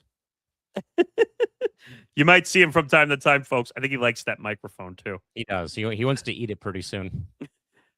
Do you remember when that moment happened on, what was it, Press Row? I think it was, yeah. Where he just went and just knocked the mic out of the picture? Wouldn't be the one. It's not the first, and it sure as hell won't be the last. No. The joke is I have to bring Charlie, my brother's dog, and see how they react to one another. Oh, you just hear, ooh, ooh, ooh, ooh. Like you're just gonna hear them barking at one another. But where are we going here? Because now I'm totally Oh, we were talking about shorts and stuff. Well, not even that. I would even say like the WNBA strike show that we had, where we were on late in the evening when the CBA ran out at like midnight Eastern, and as soon as the show went live, it populated when it went live, and we were already, I think, Nick, over 1,000 people when we were in the 5-minute waiting zone. Yeah, we've had that a few times now, by the way. Some of Nate's shows lately, and this is a lesson to some people that if I'll message Callan and say, maybe you should change the title slightly to include something, and then you'll notice all of a sudden the numbers pop off when we add stuff to the title. Nate, who's our Nate Miller, who's our newest host, he's like 23 years old. He's like fresh out of college, basically. And usually is in our time slot right now. Correct, for give and takes. He's just away in Italy, so he's not going to be back until the 21st, I think he said. But like I told him a few times, like, hey, the NBA Madness is crazy. We need to include this. And all of a sudden, the show popped off in the waiting window to like 500 people waiting to watch the show. So you got to keep in mind that the names help drive the show. That's what the algorithms drive the live shows for everything. Yeah. What else? Where do we want to go here? Let's see. Where do we want to go next? This will be a good one. How about a sports take? A host said on the air that aged like milk and resulted in heavy comment section roasting. And this could even be like, the days of leftovers or you and Nick doing content, and it was always you getting bombarded in the comments. Yeah, it's always me, but everyone picks on me. What else is new? I don't know. I'd have to really think about this one. But I could think of one that wasn't on video. I told you the story of what happened on Twitter where I thought something was fake news. Oh, yes. For UFC content, and because it looked fake the way it was put out. Mm-hmm. And I said, there's no way this could be real. I said, this is ridiculous. And of course, I got completely lambasted and blown up, included including some MMA fighters going after me. All of a sudden, my tweet had like 50,000 views on it. I've never had that before. What? And that was a whole thing where I had to apologize for it. But again, it looked weird because he didn't source the video. Like, he kind of just copied the video and made it his tweet, which is a big no-no because then you're not sourcing the video. And the video looked fake because it was a Trump announcement for, I think, either the White House card or whatever. His mouth was not lined up with the audio. Mm-hmm. So, like, that, if you remember, like, that's when Twitter X was, like, chomping down on, like, AI content, like, putting out the warnings and all this stuff. Yeah, or putting, like, a note on it, yeah.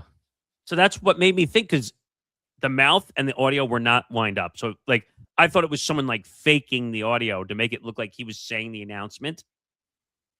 And, of course, boy, did I get destroyed for that one. Big time. Down goes Frazier. Down goes Frazier. But you want to talk about a journalism faux pas. You don't steal someone's video and take credit for it. Right. So, yeah, that was one that kind of aged like milk a little bit. Let's see. Do you have any that aged at all?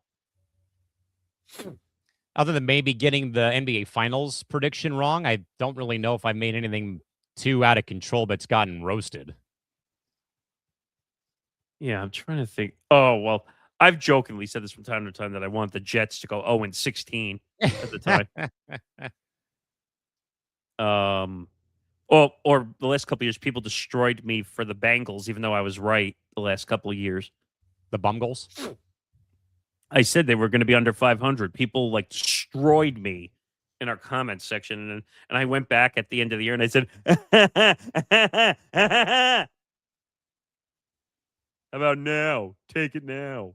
How about now? A dumbass. But it's like you say sometimes during shows, like, we don't have time to read every fucking comment that comes into. No, I literally turned all of my TikTok notifications off because I don't have time to deal with that nonsense.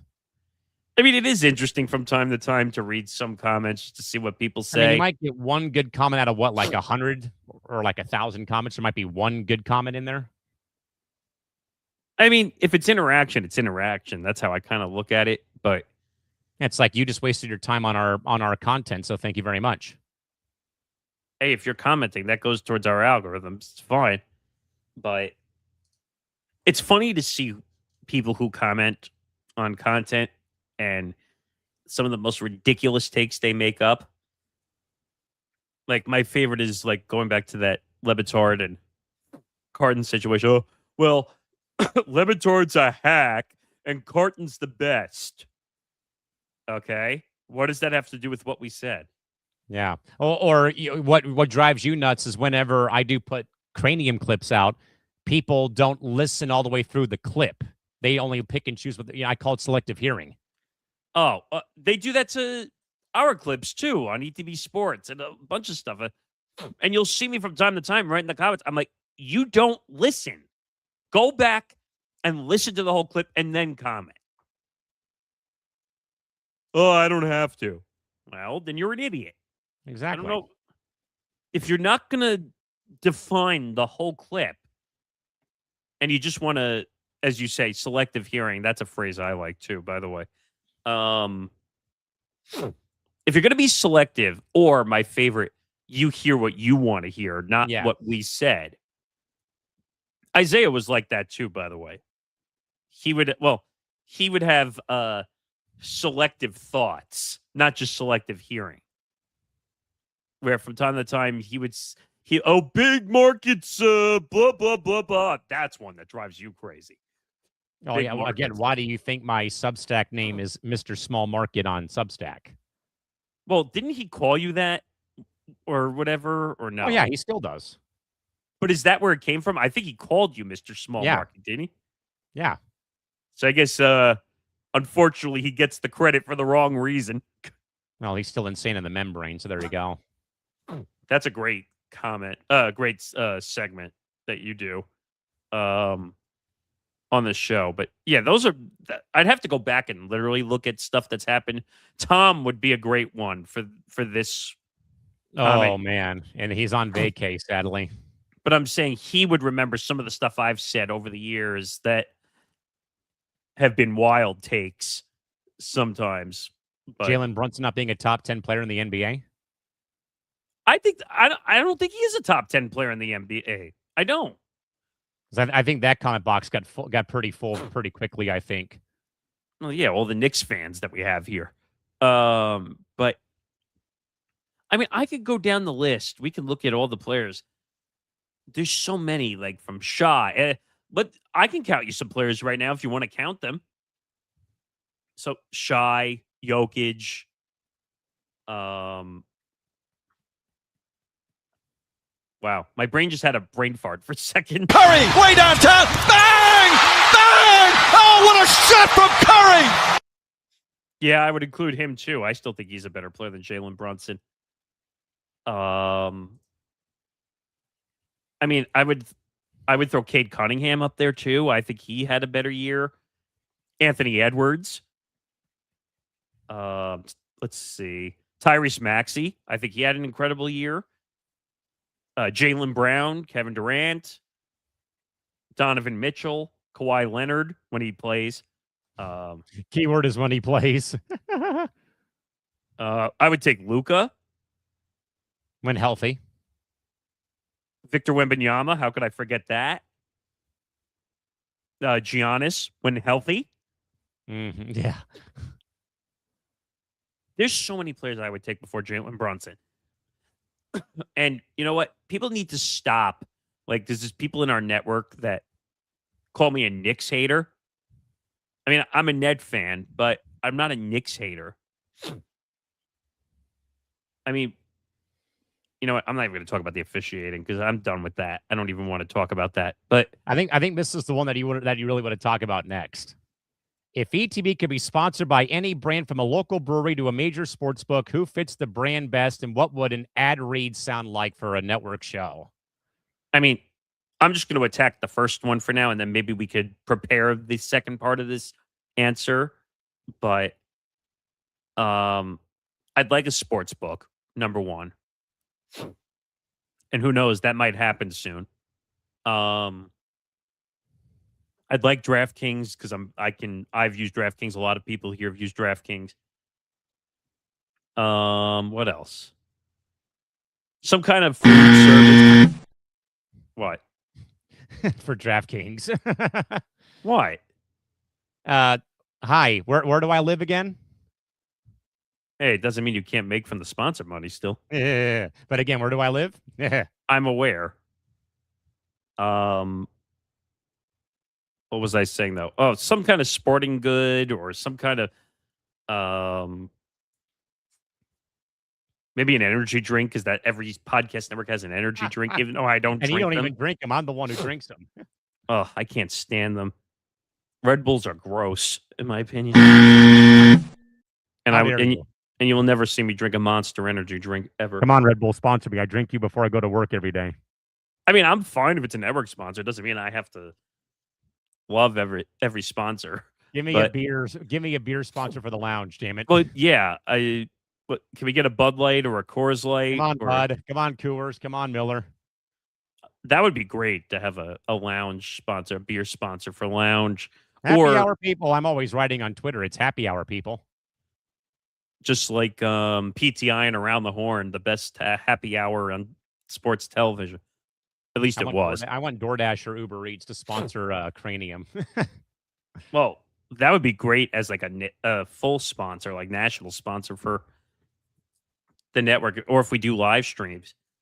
This show is brought to you by DoorDash. Use the promo code ETB for 10% off your first order. I know. Trying to think. What else? A car brand is a big one. I know you want CarMax, damn it. I do want CarMax. Kevin Harlan, we need you to be our VO guy for CarMax. Crispy tenders from CarMax? Are the tenders in the car? Tenders with the car? If you need a reference, go to YouTube. I don't remember what the name of the video was, but It was Kevin Harlan, like Reggie crispy. Miller. But no. But the name of the video on YouTube, because you had found it. It was like Kevin Harlan crispy tenders from CarMax or something. Yes. And it became a running gag whenever we would watch games on playback. And it was like, what did he say at one point? It was like dual reads at once. We had the marriage of two sponsors, and it was ugly. Please. Wow. I mean, Kevin Harlan also did 2 games at once, a NFL. Oh, yeah, with the NFL, yes. But yeah, CarMax would be fun. Either Uber or DoorDash would be great. 7-Eleven would be great. No, they'll sue us for the color scheme, damn it. Well, if you don't know what he's talking about. What was that? 7-Eleven was suing Nike for its newest shoe Yes. color. Jordan Walker just hit his 12th home run of this round. And I think he just won the round. Yes. By the way, Jordan Walker is one of the better young up-and-coming rookies this year. And he's a Derby champ. How about that? Oh, was that the end? I think so. Who did he beat? I think he beat Schwarber.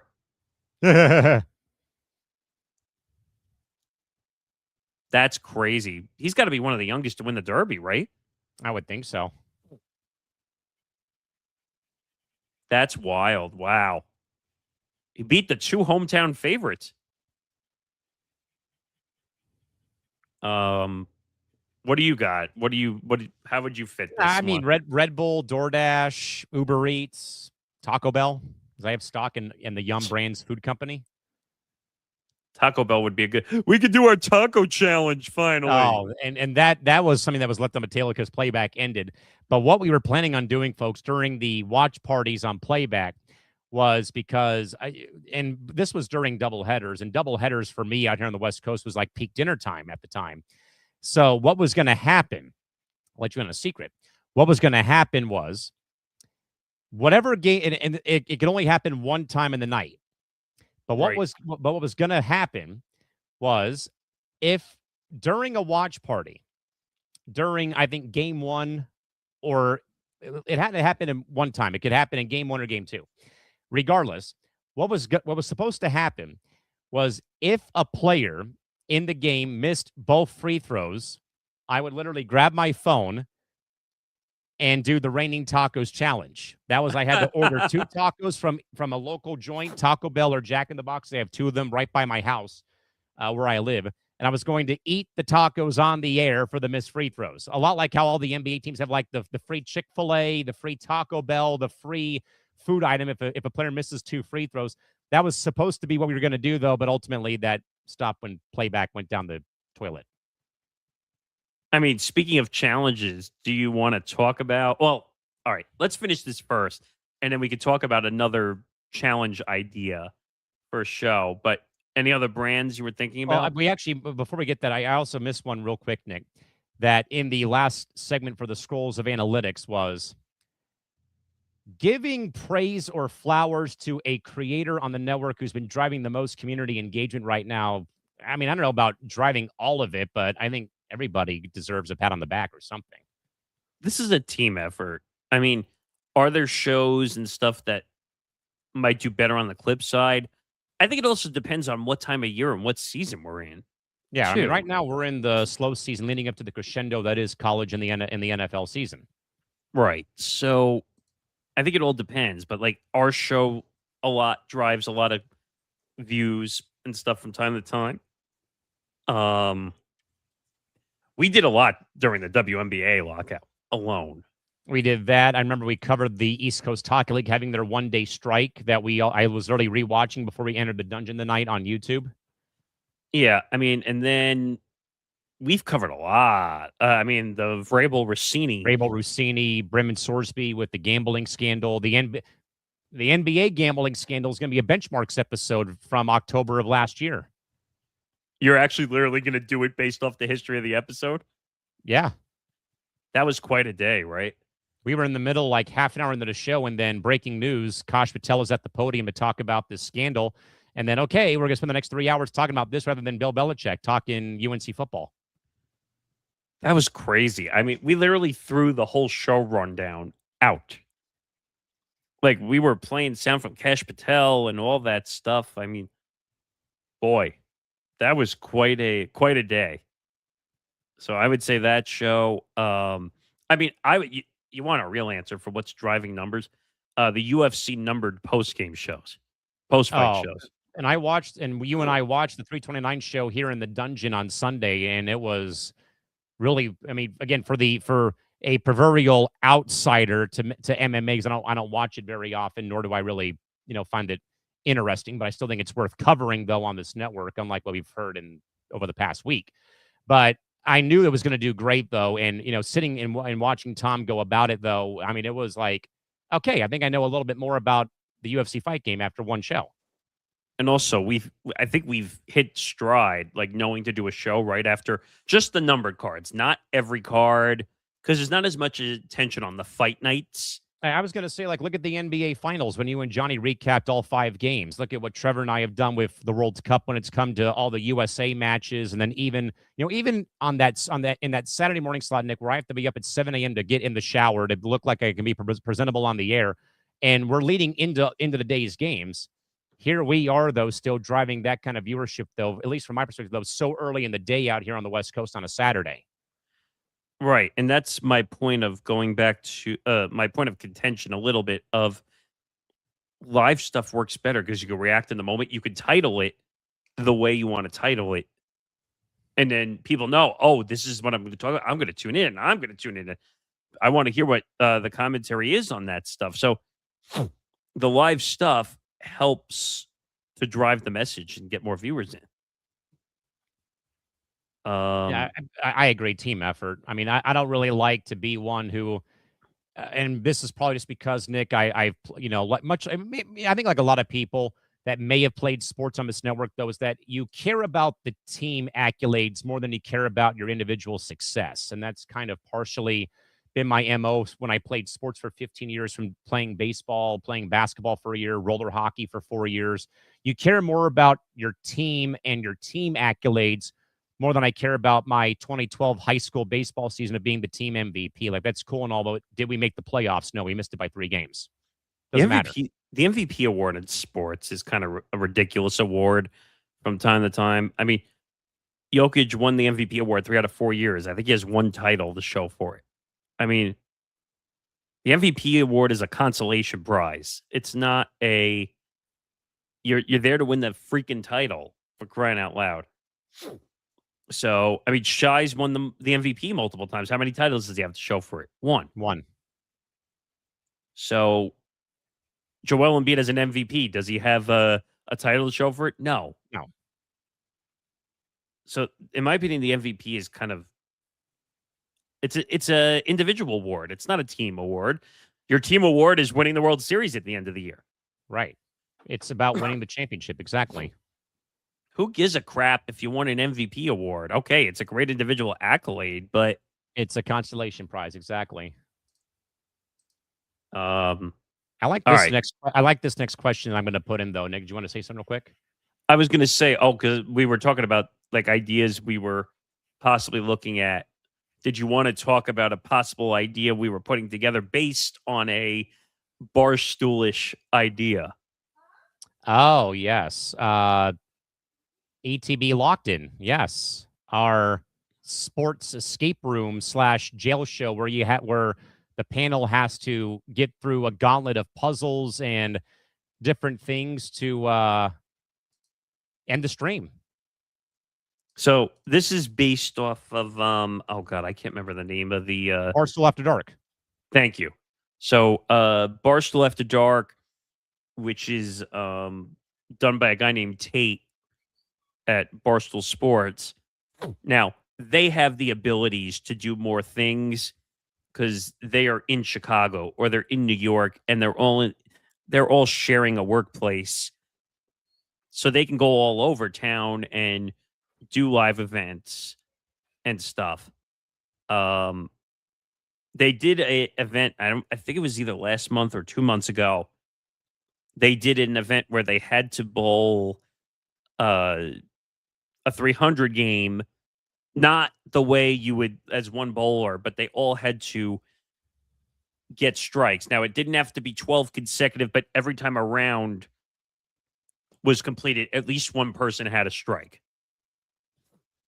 And then they would be out because they already struck, and they had to get 12 strikes. And I don't know if they completed it. I think they completed it at one point, but it took a long time but think about that. Didn't they? I asked about for a minute though. Didn't they do one too about they had to make like 100 free throws, I think, or something like that too? So you're talking about that was a DraftKings thing that Barstool did as a whole, where I think that's when they just got back DraftKings after the whole Penn Gaming debacle that they went through, and they ran a promotion where they had to hit 100 straight free throws. That's what it was. But they had to switch it up. I think the way it worked is if you went to the free throw line, you had to hit 5 in a row at least to change the person. You could go for as many as you wanted, but the idea was they would line them up, and they had like Pat Beverly, who was a former NBA. Oh, yeah. They also had Mark Titus, who was a college basketball great who does content for them. And like they would try to line them up in a certain way so that when they got to a big number, and they also had each time they went through, they were allowed one mulligan miss.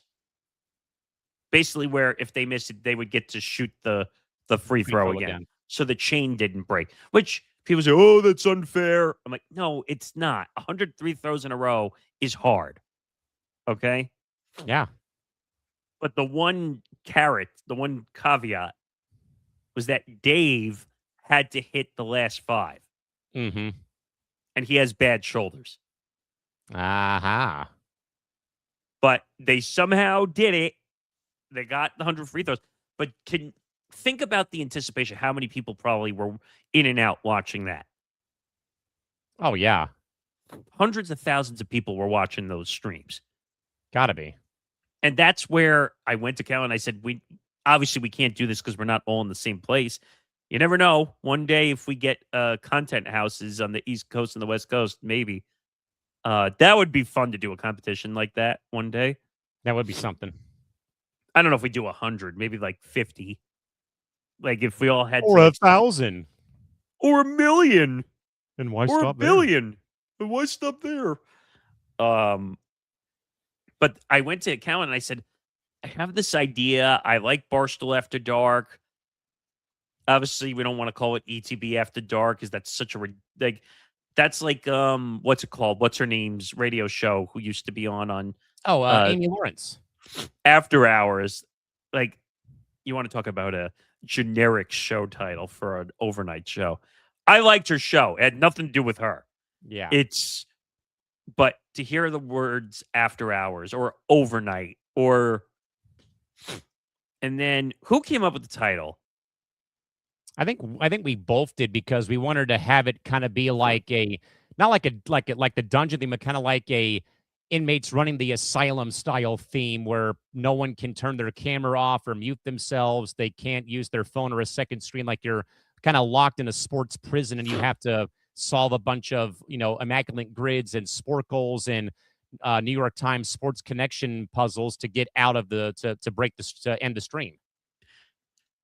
Right. So all of a sudden, I think you and I together, we came up with ETB Locked In. Yes. I'm trying to see if I have the I may have it saved somewhere else. I don't remember. I think I have it in a folder. I have so many logos in a folder for potential ideas of stuff, but we settled upon ETB Locked In, and the plan is it's a virtual version of Barstool After Dark, where it's challenges. So, like, we put 5 or 6 people into the dungeon room, and essentially we where's the sound effect? we essentially close the door on them. And we say, here's the list of challenges. And you have to stay in the room until you complete all the challenges. And the idea is it's the anticipation, like, of watching people trying to get out of this room. So like it could be done in a minute. It could be done in 10 minutes. It could be done in an hour, or it could be done in 8 hours. Who knows? I don't know if it would ever be done in a minute, but like, if you work quickly as a team, maybe you could be done in 15, 20 minutes. Yeah, like this is essentially like you're watching a or like you're in a escape room with a bunch of you have to work as a team to get out of the escape room. So that is something that we would like to do. The plan is one day, like, if we get sponsors attached to it, like, we could put fans inside the locked in room, and if they complete the task, then they would get a team prize. Yeah, prize of some type. Now we do have a bit of a cool wrinkle rule about this called the call to the bullpen, where the chat box can give answers, but only once per hour can the on-air panel or the inmates or the asylum can make the call to the bullpen and take an answer from the chat, right or wrong. But if someone is just spamming it with wrong answers, then they get put into a contempt of court for 5 minutes. Well, and we have the ability in StreamYard, which Yes. we help stream everything. You could freeze somebody out too if they're just spamming the box, because people will troll during that show. I know for a fact. But it'll start with teams of us. Now, you and I, we can't compete, Nick, because we're doing the show behind the scenes. I probably will end up being like the on air, just being in the room, and you will be like marionette pulling the strings behind the scenes And doing this. And we found out apparently you can play the sound effects when outside the room, which I didn't know. Oh yeah, why? Oh God. Oh yeah. For the longest time, I thought you couldn't do that, but I guess you can. So that one is going to happen at some point. And it would may be have fun. to be like it may have to be like around this time though for the West Coast, but I think though if you do it right here and you've got it going all the way through the evening on a weekend, that'd be like good prime Saturday viewing, honestly. When some sports are not on. Yeah. Just not during college football season, probably. Well, yeah. But just like putting 5 people together and say, you have to figure your way out of this room. And you can't shut your camera off. You can't mute unless you get muted, which is another thing. There are also, what did we call it, or what did I call it? Also, the keys or whatever you could. Oh yeah, earn. like the master keys. Like they're gonna be like penance of life from Legends of the Hidden Temple if you go way back to the Nickelodeon days. So like you'll throw out an individual challenge, where someone will accept an individual challenge, and if they get the task correct, then they'll earn a key for the group. But if they don't complete it, then a penalty will happen. Which could end up like being muted for a certain period of time, or and we'll try to not mute people all the time because originally I think we were supposed to like even turn off their camera. Like we're not going to do that. no, because people could be looking for answers and stuff. So, and the other thing is no looking up stuff. Yes. Which, if you get caught looking up stuff, you get penalized too. Yeah. What else we got? I wanted to revisit this question, Nick, because I mean, this has been a big thing though that we've done some pop-up shows for the Olympics earlier this year. We've done pop-up shows for the World Cup. We're going to try to keep Empty the Pitch as a full-fledged soccer podcast as of when the World Cup does conclude, though. But though, Nick, with major tournaments always on the horizon, including next year's Women's World Cup, any way possible that ETB can position itself uniquely against massive corporate sports networks or Your thoughts on this issue at hand? I mean, we did a decent job on Empty the Pitch. The one thing I'll say that maybe we could have done better is some of the short form content in between, Right. because that Empty the Clock idea was a good one. I think we only got one out the entire Yeah. time. And Empty the Clock is still a part of our program, or will still be a part of our program lineup, though, as time goes on. I could see that being a segment on Empty the Pitch, maybe, depending on how things work out. But it all depends, like, because you guys can't do it in the spot once the cup is over and we transition into college football and college basketball, because then that spot goes back to Trevor for Gridiron Gridlock and Hardwood Game Day. So you would have to find a spot where it would fit. And that's going to be a task in itself. Yeah. Maybe it becomes a Monday show when Nate moves his content to Tuesdays. Well, remember, we're doing this show. That's true. I don't know. We could figure something out. But you don't see a lot of soccer content, though. I don't see a lot of big soccer podcasts. Do you? Not really. Of that dopey podcast that Chad Johnson is doing. And then you had Gronk and I saw the commercial for it on Fox. It was it was Gronk and Jameis Winston. Mm-hmm. You realize I think that content is severely stupid, right? Yeah, Zlatan and Tom Brady doing one too. You realize that has nothing to do with soccer, right? Of course. I don't mean the content itself. Yeah. I'm saying the reason that it's being done has nothing to do with soccer. Yeah. It has to do with just their names. Yeah. Oh, well, Tom Brady and how do you say his name again? I always botch it. Zlatan Ibrahimovic. Zlatan. But him and Zlatan, like, their names. Of course, people are going to tune into it. Like, Of course. but there's no other reason. They're not tuning in for the soccer. Yeah, precisely. What does Tom Brady know about soccer anyway? Oh, nothing. Now get out. Just play me a moment. But I think if we could do a good job of positioning it, yeah. I mean, and the show will be back for next summer anyway. Next year's World Cup for the women, yeah, down from Brazil. And then, to be honest, like, we're gonna have a Olympics probably version of ETP, probably, right? Oh, we'll bring Olympics from the bench back in 28 when the games are in LA if I'm not working them somehow, some way. No, but I'm saying, like, you could do an ETP version. Yeah, and yeah, we could, yeah. Trying to think what else. But I could see the show, because I don't see very many soccer podcasts. Do you? No, maybe we'll get back to the hockey pod eventually too when time allows us to, but with how much of a crowded ecosystem we have right now. What did you want to do? You said hockey?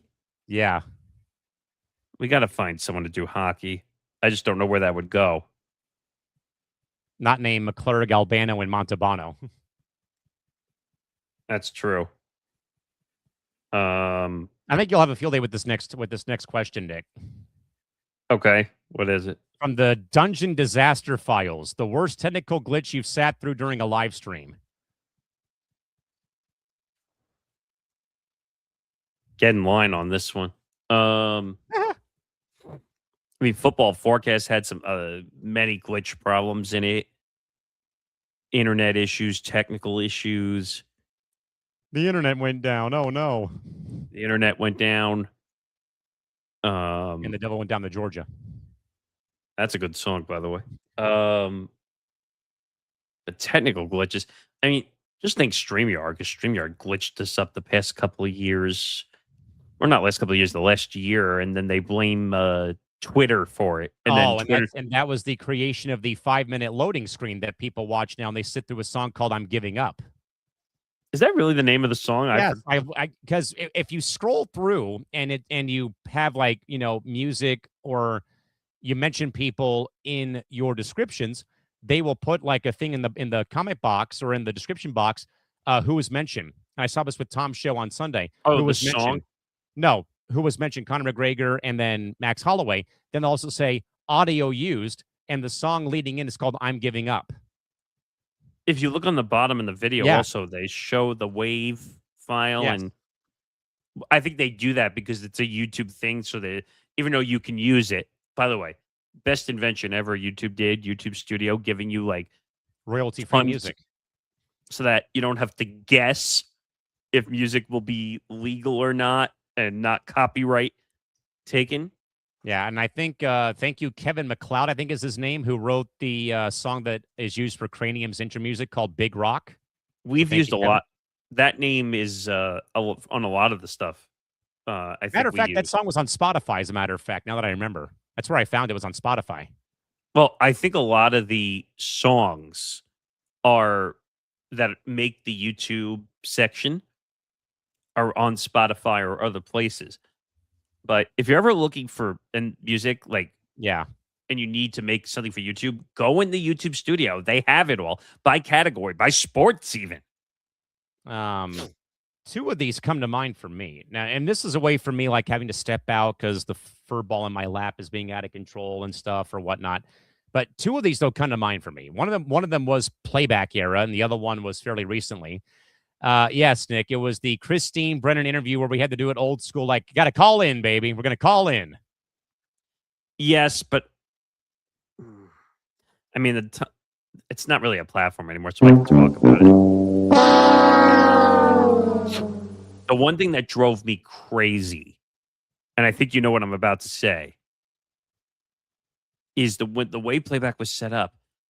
You can't, like, why do you think I moved everything onto the StreamYard platform? Yeah. Because we could send somebody the link. They come in the back room.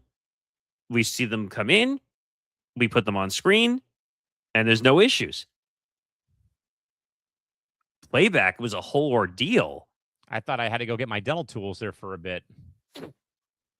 We had Stan Verrett on press row in playback, which, by the way, all those shows are still up on YouTube, by the way. Yeah. But remember how much of a nightmare it was trying to get Stan in the room? And then it was terrible getting Christine on, and she just finally said, "Can I just call you guys?" I didn't really want to do it, and the problem was, because like I wasn't feeling 100% that night. Like I was coughing, and Yeah. I couldn't mute myself when I was coughing. Because I had to hold my phone literally like this the entire interview. And by the way, I give Brandon a lot of credit because he was helping us out too. He's like, "Oh my God, I'm so sorry. Please don't break my legs." But I give him credit. They promoted the interview when we got it. He was an incredible interview, by the way. But that wouldn't be best ofs for this year. That happened last year. Yeah, that was last year. He was a great interview. Who else? Did we have any other interviews? Verrett was awesome, by the way, especially when we asked him about Hurricane Katrina and how his family, how his family was stuck in New Orleans at that time, and how he was at the first game coming back from the hurricane. Yeah, I mean, but that almost didn't happen because their system is so effed up when it comes to getting people on stage, and they have to have VIPs. That was a whole nightmare. And I think the other one for me, Nick, had to be recently when we were going to have Chrissy Freud and Scott Agnes on the show, because there was a fire burning close to my house. And if people don't realize about Southern California, when fire season hits, which is year-round now, there's times that the local energy department will shut off your power for public safety reasons if there's a fire burning within a certain radius of your house. So here I am, Nick, like stressed as hell because we got two people coming on the show in the same hour. It was a rare opportunity too. Yeah, a rare opportunity, especially getting Christy Freud on, who again really, laid out everything that she had to lay out revolving Rossini and Vrabel, then Scott Agnes, who had his credentials revoked by the Indiana Fever. And here I am like, oh, great. And I sent Nick a text message during the show, like, my power's going out when Christy joins the show. I'm beyond ticked off about this. And I'm like, okay, hopefully it won't go out. And thankfully it didn't go out, but I was still terrified. Like, if this goes out, during the show, and Nick's high and dry for the last 2 hours until the power gets restored. And I actually had a power outage the week prior because it was a scheduled one. I'm like, thank God it's on Monday. I don't have any content to do, but still, those are the only two. I think maybe one time I've had like my internet like actually go out on a show or whatever. Back when my computer totally shit the bed and like broke, and I had to be on my phone to do content for the latter part of like 3 weeks, and I finally got that issue resolved mercifully. Finally getting a laptop too. That actually works, and thankfully it still does work. But I think there's like 2 or 3 things that come to mind for me though, but I'm sure there's been worse. I mean, not that this was a tech issue. I had to do a press row by myself. Oh yeah, well I was out sick that week in May. Yeah, I somehow managed to do a full 2-hour press row by myself. That was hard. But I managed somehow. Trying to think of technical issues, really. I mean, knock on wood, we haven't had like insane technical issues. Maybe just like I had issues with my tech stuff with the internet. This was a while ago where the internet was just being an asshole. And we had to finally reroute because like the box was all the way down in the basement.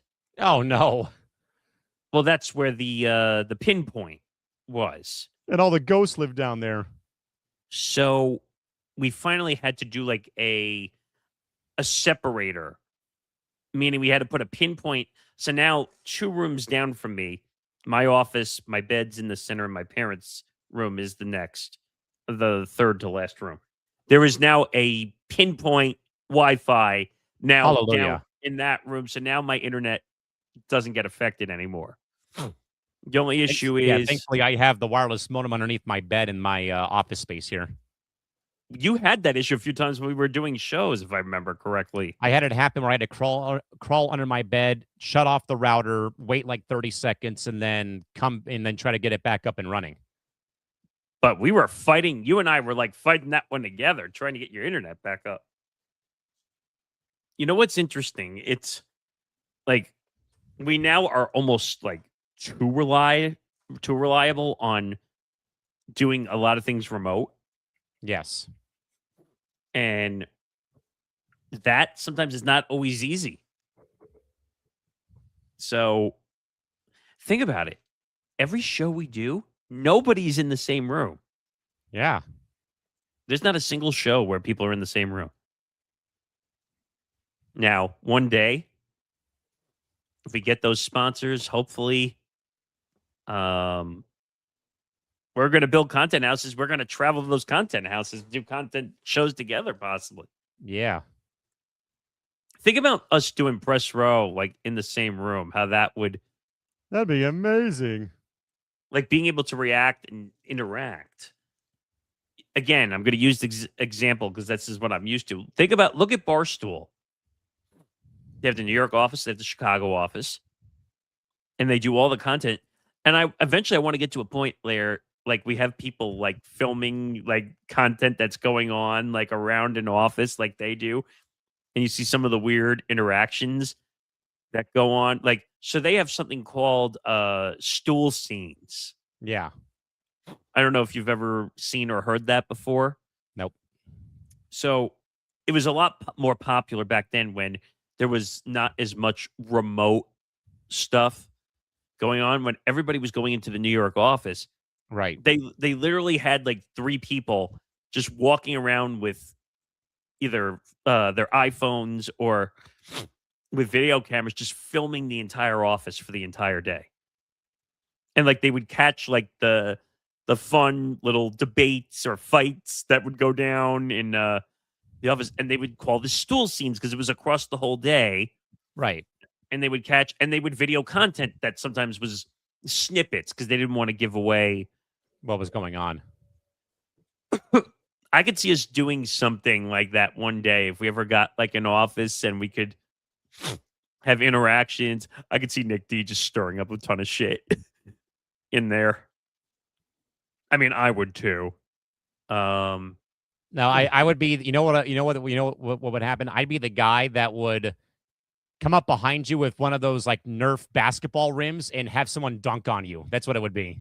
Did you ever see those that group of guys that walks around and like they have a basketball and they hold the basket up and they throw you the ball and you have to shoot it Yeah, and I've then seen that before. they rate the shot if Yeah. it go that that's kind of what you're saying. There would be some kind of like office debauchery like that happening, or we would play paper toss like you did on your iPhone like 20 years ago. Like you set up a fan in a garbage can, get all the paper, and try to throw the paper into the trash can. But I'll show you a stool scenes when we're done here because that's like kind of the idea I would like eventually for Bench like bites. bench bites or bench madness or something like. Bench mob. I think that was the name of a podcast, so I don't know if we can use that. Great. Now I just gave Callan another idea for a show. No, see, this is what happens in Dungeon Folks. This is what happens though, and why this show's the thing is that this sort of stuff happens on a very consistent basis. You and I have a list. I think you have a list of things I've said a million times over of different ideas. We had an idea for an Around the Horn style show. And it's still on there. It's called Riding the Bench. Did we end up using that name for something else? I can't even remember anymore. No, we have not. But there's so many ideas we have, and there's more. We've gone as far as having Tom make this layout where it'd be 5 people, in a way for a Around the Horn style talk show. It's true. And I think if I'm not mistaken, like if you put your mouse over that one, it says ATH style question mark. You just put your mouse over it. I didn't even know you could do that. Like I know you could do some creative ideas with the formatting. We did that for a bit when we had the 2 versions of the lounge that myself or Nick would be like the lead screen and then everybody else would be below us, but kind of like at the bar with how it was laid out. Can I be honest about that now since we don't do it that way anymore? Sure. That secondary version was bad. You win some, you lose some, right? Yeah, I mean, not all content is good content. I think that we made a mistake going the comedy route when we're a sports network. It was a good idea in theory, but we could. What would you say was the biggest problem? Because I'll tell you, I think we might say the same Staffing. thing. Oh, yeah. Because then you'd have people going over to that version, and then the normal version would not be filled, and it's like. I mean, the best thing that happened out of that whole thing was John Ladder, God bless his soul, for the Cardi B video. I mean, that was great. I think that thing did like really good numbers too, which was great. It did. It was a great confessing his love for Cardi B. It was the funniest thing ever. Thank you, John, for bringing a lot of fun and energy, man. We love you. That was great. I just think because like him being a comedian, it was tough just doing the scheduling, but we needed to get back to sports. Like that's what we do here. But Nick, here's the one big pressing question, because that this has become a thing from the Chamber of Thought. How will artificial intelligence tools, though, affect sports podcasting, clipping, and content creation over the next 5 years? But how does we, ETB, stay human? I mean, I look at AI more as a help tool than a let's just make everything that way. Now, we do use it to come up with some content ideas and stuff, and we make thumbnails that way. Holy hell. I mean, Gemini saved us having to pay someone to be a graphic designer. Now, let me be clear before every moron takes that content out of that comment out of context. Well, you're taking jobs away from graphic designers, blah, blah, blah, blah, blah. Well, do you guys have the money out there to pay for a graphic designer? No.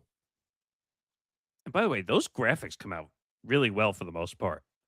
Yeah, I mean, do we have to fuss around and tweak things? Sure. And also, I mean, that we use it as well, though. I mean, for that, Nick, we use that as well for when we do the benchmarks episodes and the small market episodes. Though we go and do the research and look up all the important things, though, and then we craft it how we need it crafted, though, with, the 4 breaks, the cold open, the sign off, all that sort of stuff, though, that, yes, it does, maybe take away like the research jobs or all that, but we're not in a position to pay anybody right now. So there you go.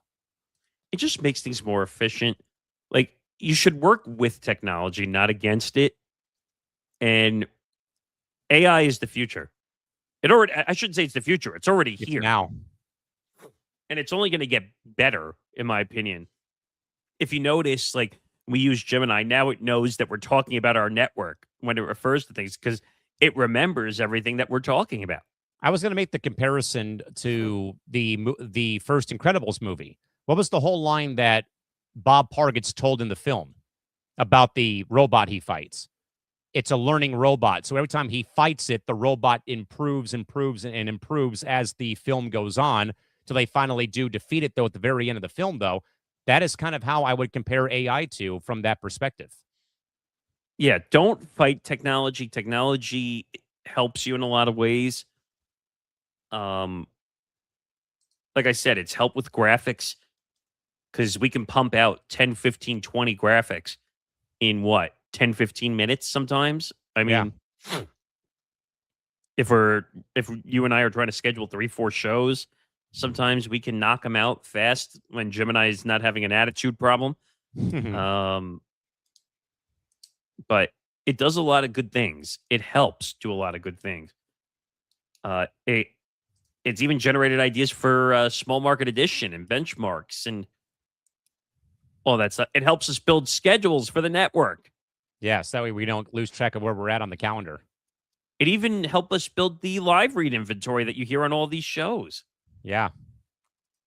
I mean, it does a lot of good things. Like, people need to realize that it's not going anywhere. It's just going to expand and grow into something that is going to make your life easier. So that's how I look at AI. I think you have to make it sound human, even though we're generating stuff. We make it human when we're reading it and personalizing it so it sounds human. As long as you personalize and you make it sound human, that's all that matters. Yeah. Now, do we have to switch up some of the language of the sentences that it uses? Because, again, it sounds a little robotic. Sure. But Beep, bop, beep, boop. beep, beep, boop, boop, bop. Why is he making all those beeping sounds? But no, AI is an effective tool for podcasting. It helps you write scripts for shows. I mean, that's how we do a lot of the benchmarks at small market episodes. Are they perfect? No. AI is not meant to be perfect. If there are people that are using it and cramming out the product without checking what AI is putting together or producing, AI is a production tool, but you still have to check everything that it spits out. It's not perfect. What's the warning at the bottom of Gemini that it says? It can make mistakes. Please double check. So if you're using it as a one-size-fits-all solution, then you're a moron. Like, and I'm not saying that to be mean, but it's a starter tool, and then you have to tell it more prompts to get it the way you want it to be. Precisely. That's plain and simple. But it's only going to get better, and it's going to make everything faster. Yeah, I mean, embrace the technology. I mean, you know, it's like I said, it's helped with benchmarks and small market. It's helped with the live read inventory. It's helped us keep our schedules on track. It's helped me build out schedules for when, like I said, you know, one day this week I'll be in Irvine for the Narch finals. I'll be, you know, 1 or 2 days covering the charity hockey tournament where I plan to go live for a 3-hour window, either next Friday or on July 31st or August 2nd. You know, things like that, where it's helped me like build a schedule about what to do for these, you know, for these blocks of programming. It helps us, though, as we said, that you'll be able to, you know, see, you know, kind of how we do the process with you know, when we schedule press row here at the end of a show and whatnot. So, I mean, it's made our lives a hell of a lot easier when it comes to getting the content ready to go. It's helped us build a scheduling grid. It's helping us build the business plan that we've been working on. So, but again, don't use it as a crutch. You still have to have ideas on the creative end to build what you want to build. So it's a template. With that, Nick, should we go and fight this dragon real quick? Probably. First battle against the dragon. How does one pivot when YouTube completely changes the weight of shorts versus long form overnight? What is the tactical play? Because I think we actually have talked about this, Nick, that we should mention the views that we get on the shorts don't qualify or count towards the watch hour goal, which we know. We were talking, I think, to Andrew Marcello recently, who's a YouTube auditor, who he even said, dude, I'm pissed that this happened with them changing that loophole or changing that ruling about shorts don't count towards long form overnight. Well, it's been like that for a while, and I want to look that up when that rule was changed on YouTube. When the rule was changed on YouTube for YouTube Shorts not counting for watch hours. I don't know if that was a permanent rule or if they had changed it. Oh, YouTube Shorts have never counted toward the traditional 4,000 public watch hours needed for the main partner program. This policy was established when the feature launched. Wow, really? But you have to think about this. So if they did that, do you realize how many more monetized people they would have? Oh, they'd have a boatload of them, yeah. But wouldn't that benefit them in a way? Because wouldn't more advertisers and stuff?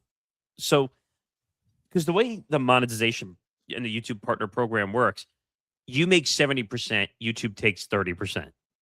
That's how the monetization program works. So wouldn't it make sense to have more people monetize so advertisers pay them and then they take their 30% cut? Yeah. At least that's how I would see it. But I would say the shorts content is a big thing, and that's what I think is dragging more people in to watch other stuff. Because now I'm taking advantage on the shorts that you can connect an episode link. Episode video to the short, exactly. So like that McGregor video that we just had another short drop at 11 o'clock. Involving David Waitman's thoughts on McGregor's future on Lounge on Sunday. And that's why I went back to it again, because the topic is just insane right now, how big the topic is. But like, think about the 4,800 views. I connected the link. People could go directly by clicking on it. Now that it's listed, the link is right below in the description when you look at it. I think even if you got 10% of that, 480 views, that's a lot.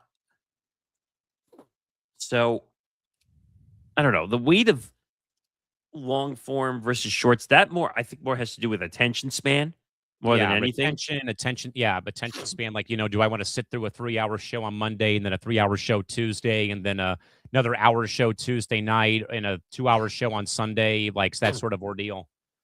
Why do you think I'm pushing for shorts? Like, so that we give people a funnel to push them back to the show. Oh, I like this clip. Let me go check out that show. Yeah. I like what this guy is saying. I like what these guys are saying. Let me go back and watch the full show to see what else he had to say. Or maybe I saved the link and I can, it's a 3-hour show. I'll go and watch it at certain points and do it that way. The other thing that's great about the live, I forgot to say this before. Now that we do it this way, I don't have to worry about replays. Yeah. Meaning that once the show is done being live, it's instantly ready to be watched again. Correct. Because the link that you're sharing is the same link for the replays. Mm-hmm. So there's no extra work that has to be done afterwards. Yeah, none at all. I mean, I don't know if you really fully pivot, but definitely, shorts, I think, are a good way. As I probably, Nick, you've heard me in recent benchmark recordings say that, follow us on socials, but also because you get clips of your favorite shows that maybe you missed Press Row on Wednesday. Maybe you missed MTGP on Thursday.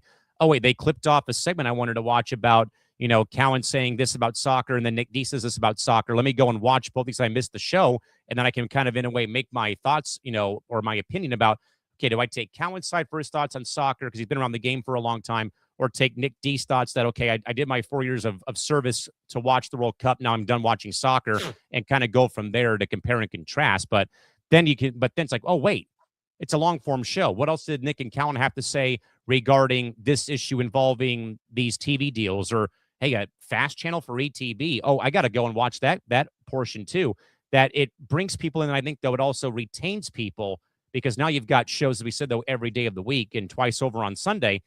Hey, these guys talk this thing. Hey, these guys talk that thing. Like, and that's the thing I'll get to probably in the next Dragon battle here, Nick, is that the variety, I think, is maybe what separates this platform maybe from other ones out there. I mean, the other thing I just remembered something too, because we were talking about news / adding of people.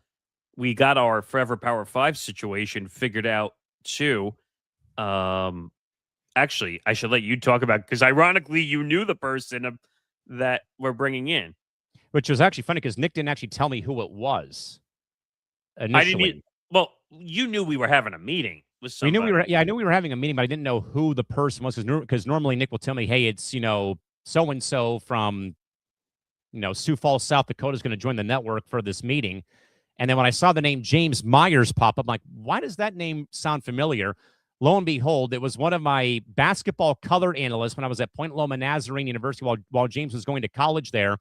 And then he's also a big SDSU football fan. So we had an SDSU polo on. Like, I mean, of all the people that come back and of all the people that I've worked with to come and join a platform I'm on, it's James Myers, who again I work with for I think part of a year, if not a full year, doing college basketball at PLNU when I was still there before I went to USD full time. And I'm like, I think we got the right guy here because he was very big on college hoops and college football. So I think that it's going to work out very well. And there is some discussions about his betting show with another friend of his coming over and being here permanently also. So we might get a secondary gambling show out of that. That'd be interesting. You can never have enough gambling content on a sports network either. I would just want to space it out. I mean, what would be really, and I'd have to figure out how we could do it, but remember we talked about ideas on the fly for this show, right? Yeah. I'd love to have like a red zone version gambling show during the NFL block. Maybe not the full block, obviously, but like either the first block or the second block ending the night before Sunday Night Football. Actually, we wouldn't be able to do it for the first block. It would have to be the second block. Like the afternoon slate or late afternoon slate? Like the 4 p.m. block. 4 p.m. Eastern time block. Probably. Where basically you're watching all the games and it would be like a gambling show version. Like, what live bets can we take? All that stuff. And maybe you come on like 10 minutes before the 4 p.m. block starts and get you ready for the second window of games. And then they can be live during like the 2-3 hour block or whenever the last game ends, and kind of just watching the games live and going through even live bets that go down. Could be something. Could be something. I mean, yeah. I mean, I think long form is still the way to go, but obviously, the shorts do great. I mean, again, some do great, some don't do so great. With that, Nick, and I think I like this Dragon Battle question the best. How does the network stand out in a ocean of a million sports podcast? What might be or is the secret sauce weapon, in your opinion? I think that what makes us a little bit different is we don't always like go to like, I'm trying to think of how to explain it. We don't always jump on like the same topic everybody's jumping on. I feel like we talk about the big stories, but we're not always going to center around the same annoying topic that a lot of the corporate networks, like how many networks are spending 1 million hours on, and speaking of, ESPN right now is again talking about LeBron James right this second. They have not given it up. Like, we don't harp on the same topic for 1,000,000 hours like some networks do. If there's breaking news on it, you'll see us do a breaking news stream on it. We'll spend an hour on it, and then when it ends, it ends. ESPN will spend 24 hours on LeBron James and where his next destination is going to be. Yep. We don't do that. Also, look at some of the shows we have. Press Row. Like it's a unique blend of sports, the business, and the media. So we'll talk sports, but we're giving you a perspective that maybe you haven't heard. So we give you perspectives that you haven't heard. That's what makes us stand out. Yeah. Secret sauce. I mean, I never even really thought about that question. Like, do you have an answer for that? We have a variety of different angles that we attack you from, and I mean that. Look over the Monday schedule. You've got MMA with Tom. Then usually you've got Nate until he moves the time slot to Tuesday. So you've got an MMA block, then you've got a general baseball style starting lineup show that with all sports, but yes, with all sports, but it follows the batting lead off, second, third, fourth, fifth, sixth, seventh, and then Nate has his, but also that every show has like their signature segment or segments. I don't know what Fight IQ has with Tom and his with his regular version. Well, go ahead. I was going to say on the betting version, because he does two versions, he has his best bets segment. So I know on the betting version, I don't think he really does. He has a special segment on Fight IQ, but it's just really, he's honed in, which is what matters. And then I was going to say, Nate has the State of the Union for a team who's not doing so well or what have you. Then he's got, his, a top 10 kind of obscure category. I think he did top 10 minor league baseball names and top 10 colors, ballpark food items, something different out of the box. Then on Tuesday with Cranium, you've got a rotation of different things all based off of one's head. You've got Insane in the Membrane, where I go and roast somebody, usually Isaiah Leung, but it's usually other people though too, for being idiots or for a bad take or a bad game, or as Malik Beasley and Ed Davis were Insane in the Membrane last week because of the NBA gambling scandal that had gone on. But maybe you tune in, you get Gear Grinders, where I'm wondering aloud, like I did, about should NASCAR and auto racing finish the laps that they miss when there's a weather delay or there's a yellow flag. Vital signs. Why is the Padre offense doing so terrible with all these overpaid players? Or then you've got the reflex test about, okay, Dusty May's going to the NBA, but college coaches don't always do great. Here's a list of where the chart checks at about who did great and who didn't do so great. And then Press Row's got press clippings where you have hot off the press. ETB Sports, not much there. Goalpost is kind of the same sort of thing. But Zan has the overview. Zan Zinger 1 is at the very end of his breakdowns. Then that morphs into Zinger Part 2. Christy has Roast the Wrestler, for example, that everybody attacks their show and attacks their content from a different perspective. Now, maybe it's a little bit different maybe when you have a solo hosted show like Nate, like myself, like Zan, like Tom, for example, like Christy, for example. That might be different to see a solo hosted show. I know that Nick at one point was not keen on solo shows when I first got here, except when Zan had his solo program, but that everybody in every show has something different, and that, like you said, though, Nick, we don't repeat the same takes. Now, maybe for the lounge on Sunday, we probably do a week of retrospective. We didn't get to talk about Team USA losing last Monday on the lounge until that Sunday. We got to recap UFC 329, though. Sure, they've been talked about on the network, but nothing fully overblown where it's been every day of the week, though, like it is on every other platform. But your thoughts on my stance? Excuse me. The way I look at lounge is it's Sunday night. The weekend is over. You're getting the last drinks in. You got to go back to work on Monday. You got to go back to work on Monday. You recap the entire weekend of sports and what's coming up for the week. That was always, even when we had the two versions, that was what the Sunday version was. Excuse me.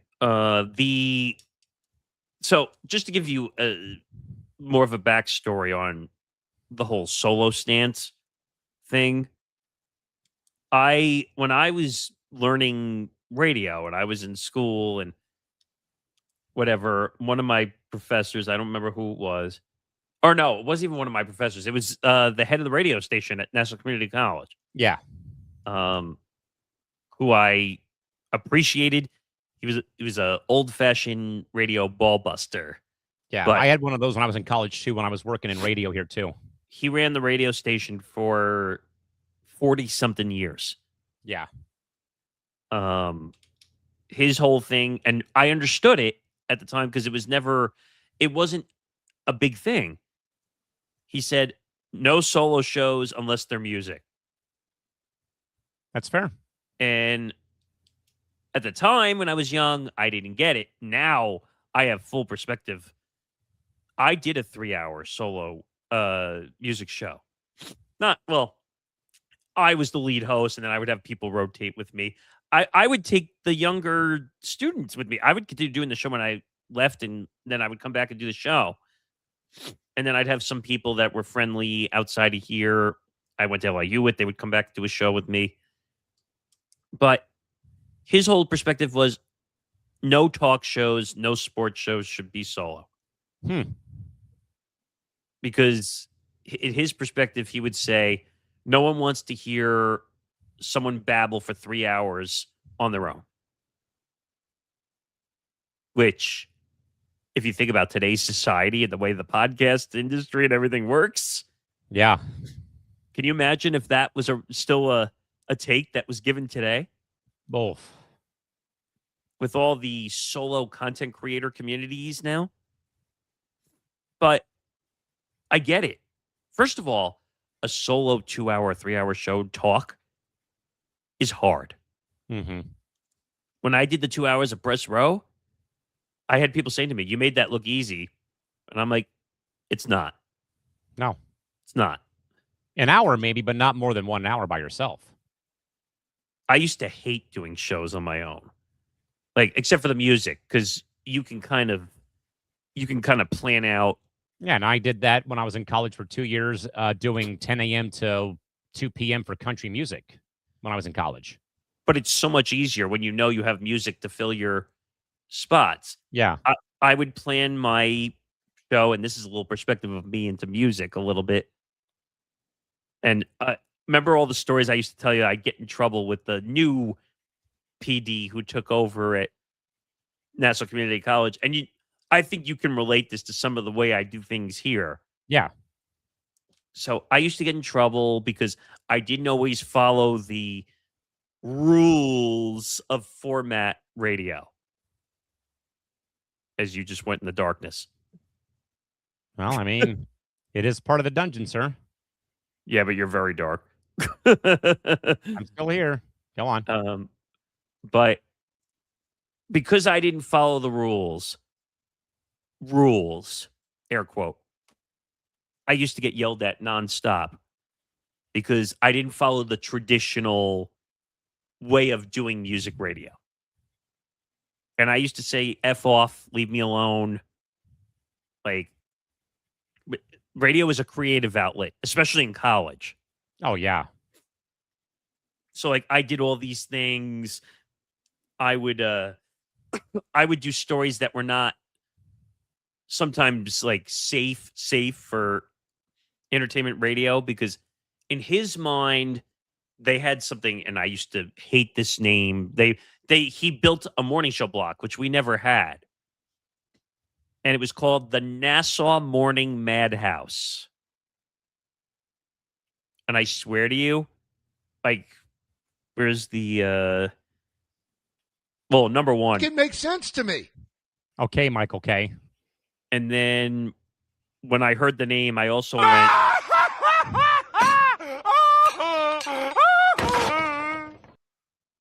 I said, really? He's like, what? I said, that name is terrible. Well, what do you know? I mean, he did work at radio and radio stations, even though he got fired for being a jerk. I do know that for a fact, by the way. And he was also a producer on the morning show, which was there for a very long time. Unfortunately, just the radio business kicked their ass. But I didn't follow the rules. I wanted to have fun. I didn't care about following radio structure. Now, if I was working in a real radio station, which I did for 4 years, I did for 2, yeah. you can't do that. I knew that there were formats to be followed in talk radio. I had to make sure I did certain things a certain way. There were rules you had to follow when you work in the real business. But like, I would play music and then I would do these stories. I told you the whole story that I did with the red and the blue pill story, didn't I? Yes. And how he said, "Oh, nobody, that's not safe for radio." And I'm like, okay. I didn't curse. I know the FCC regulations. I know how that all works. And he did, because you know what? He wanted me to do all the entertainment crap. Yeah. What are the Kardashians up to? What's Taylor Swift up to with Travis Kelce? Well, this was even way before I know. that. I'm just, But as an example, yes. right. And I said to him, listen, man. I said, you want to do that on your crappy NASA Morning Madhouse format, which was what I like to call the wagon reels, or what was that dumb joke they would say? Where it was like the Wacky Shack morning show. They would treat it almost like one of those with like the bells. Yes, like the bells and the whistles and all that nonsense crap. Yeah. That like more. They would hear all those dumb sounds. I said, listen, man, I'm not doing any of that. That's not me.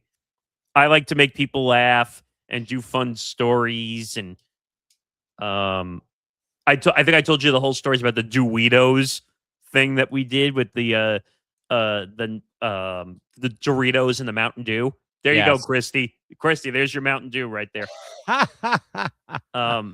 Christy, look this up, and I'm going to look this up myself. Oh, God. Well, not my specific thing. I'm just looking up the product. Let's see if I can find it. Doritos. It was, here we go. Doritos was a Mountain Dew flavor test marketed in a Dew After Dark campaign program from October to November 2014, alongside lemonade with ginger and mango habanero and rainbow sherbet in colleges and universities. See, there you go. There's the irony right there. Oh, my God. During the testing, this flavor, alongside other vault flavors, went viral from a Reddit post and made headlines that received largely negative backlash. Doritos was a Doritos nacho cheese flavor of Mountain Dew and was orange in color. The student from the Reddit post stated that it tasted like orange with a Doritos aftertaste. So here's the problem, though. Doritos was not available in my area. Boo. So, you know me. I will figure out ways to do things. My mom probably remembers this too, because I made it in a pitcher. I took Mountain Dew and then I took Doritos and I mixed them together and I made it into a pitcher and then I put it in the fridge overnight to let it. Come on, Christy, you like Mountain Dew. I feel like you would try this one. And I'll never forget. So I had my show the next day. I had quite a few people in with me because some friends came along to do a show. And I brought the pitcher in of the Doritos concoction. I made my own version of it. And I said, all right, we're going to try this on air. And we did. Oh, come on, Christy. You wouldn't even try it a little bit. Oh, man. What? Come on. So basically, I took the concoction. What? It smelled horrible. Oh. But. Oh, gosh. But it actually tasted not bad. The problem is, I don't think you're supposed to do it with the actual chips, putting it into the Mountain Dew. But I'll never forget. Ow. You're next. That was a close one. Welcome back. That was a closer one. Welcome back. Hey, how come when they act up, all they get is the welcome wagon. If you ask me, it's... You gonna try that again? No. But long story short, Christy, you'd have to try it once, just for me, because the smell was horrible, but the taste was actually not bad. Of course, the PD had no sense of humor either and got mad at me. Of course, I had to dump the rest of it down one of the bathroom sinks to get rid of it. How dare you? But that was the fun part of radio, and this is the fun part of podcasting. First of all, there's no FCC regulations, so I can give two fucks what the rules are here. What rules? What are those? I don't know. But you got to have fun with the industry and the business. I mean, and that's what we do here. We listen to all ideas, everybody's, except for a certain golf show. Golf is a tough one, man. Yeah, Zan was just sending me in the Slack chat what our show is looking like tomorrow. I can preview part of that. So we are also going to lead with the Kathy Engelbert, Dan Patrick situation. Also, UFC 329 recap. And also we might have to add this too: the Ward Manuel situation, the press row. Yes, we talked about that a little bit on the lounge on Sunday. Yes. We'll recap some of the Derby. I watched some of it sitting here. Shakur Stevenson mistaken for Jalen Green. Wait a minute. Was it Jalen Green or was it Jalen Williams? I think it was Jalen Williams. And Dana flipped the shit during the post. Oh my God! And when I say Emotional damage, he called them out, like the production side out. Also, World Cup final predictions. Yes, we cover soccer unlike some shows here. Woo! And then Zan actually put a media topic that we might have to cover too. The whole California antitrust lawsuit for Paramount and WBD. Yes. Because I think 11 states now they're suing, yes. Are trying to block the merger. And then obviously Sinner winning Wimbledon, if we have time for all that. And did you see, by the way, of note for the women's side, did you see it was an all Czechian final? Yeah, how cool is that? 9 versus 10. By the way, I felt really bad for Coco, by the way, who had a really good Wimbledon. Mm-hmm. She's going to be a star. She already is a huge star. I have to look this up because I don't know how old is she? She's 22. You got a long way to go, buddy. No, I'm happy. She's like the new star on the US side. I agree.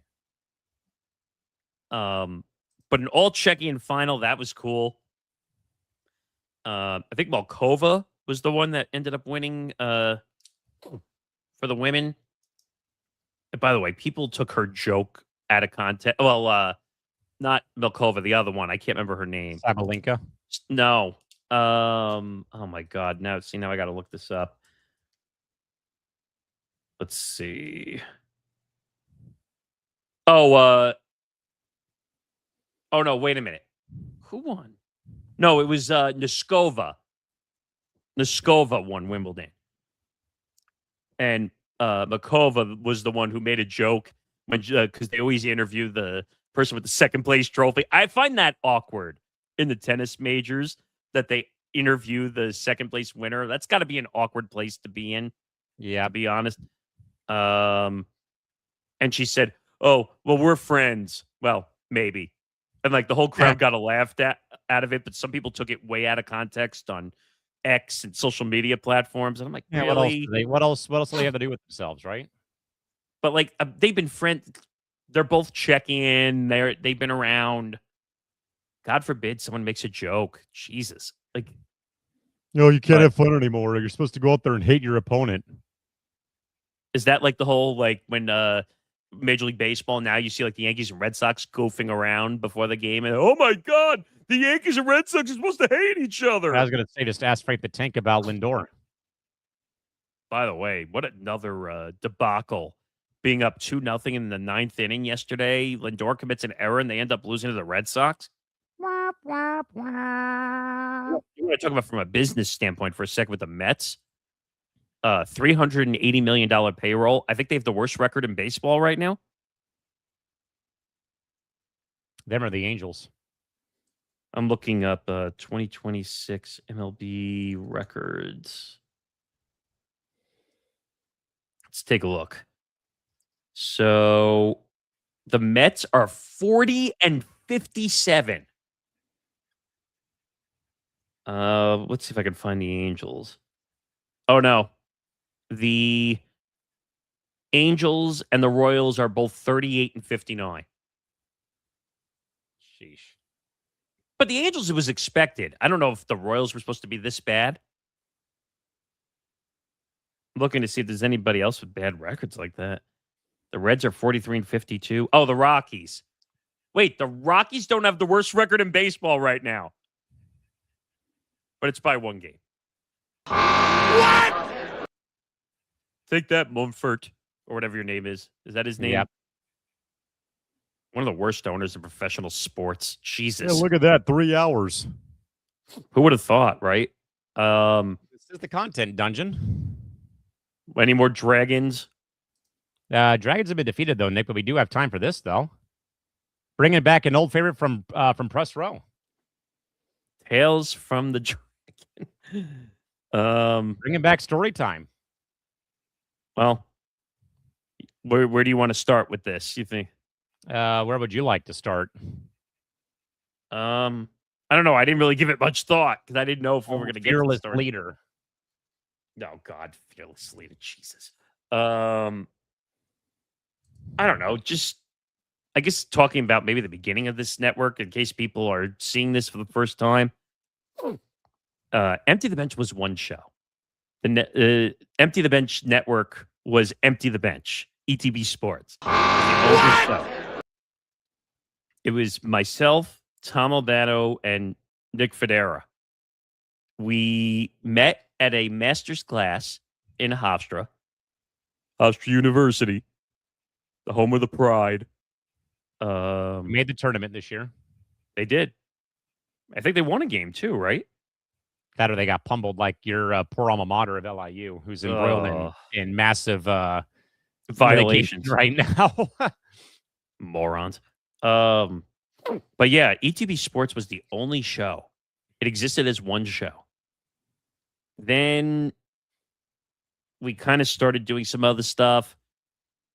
Believe it or not, the second show we tried was Combat Mania. Was the name of the show.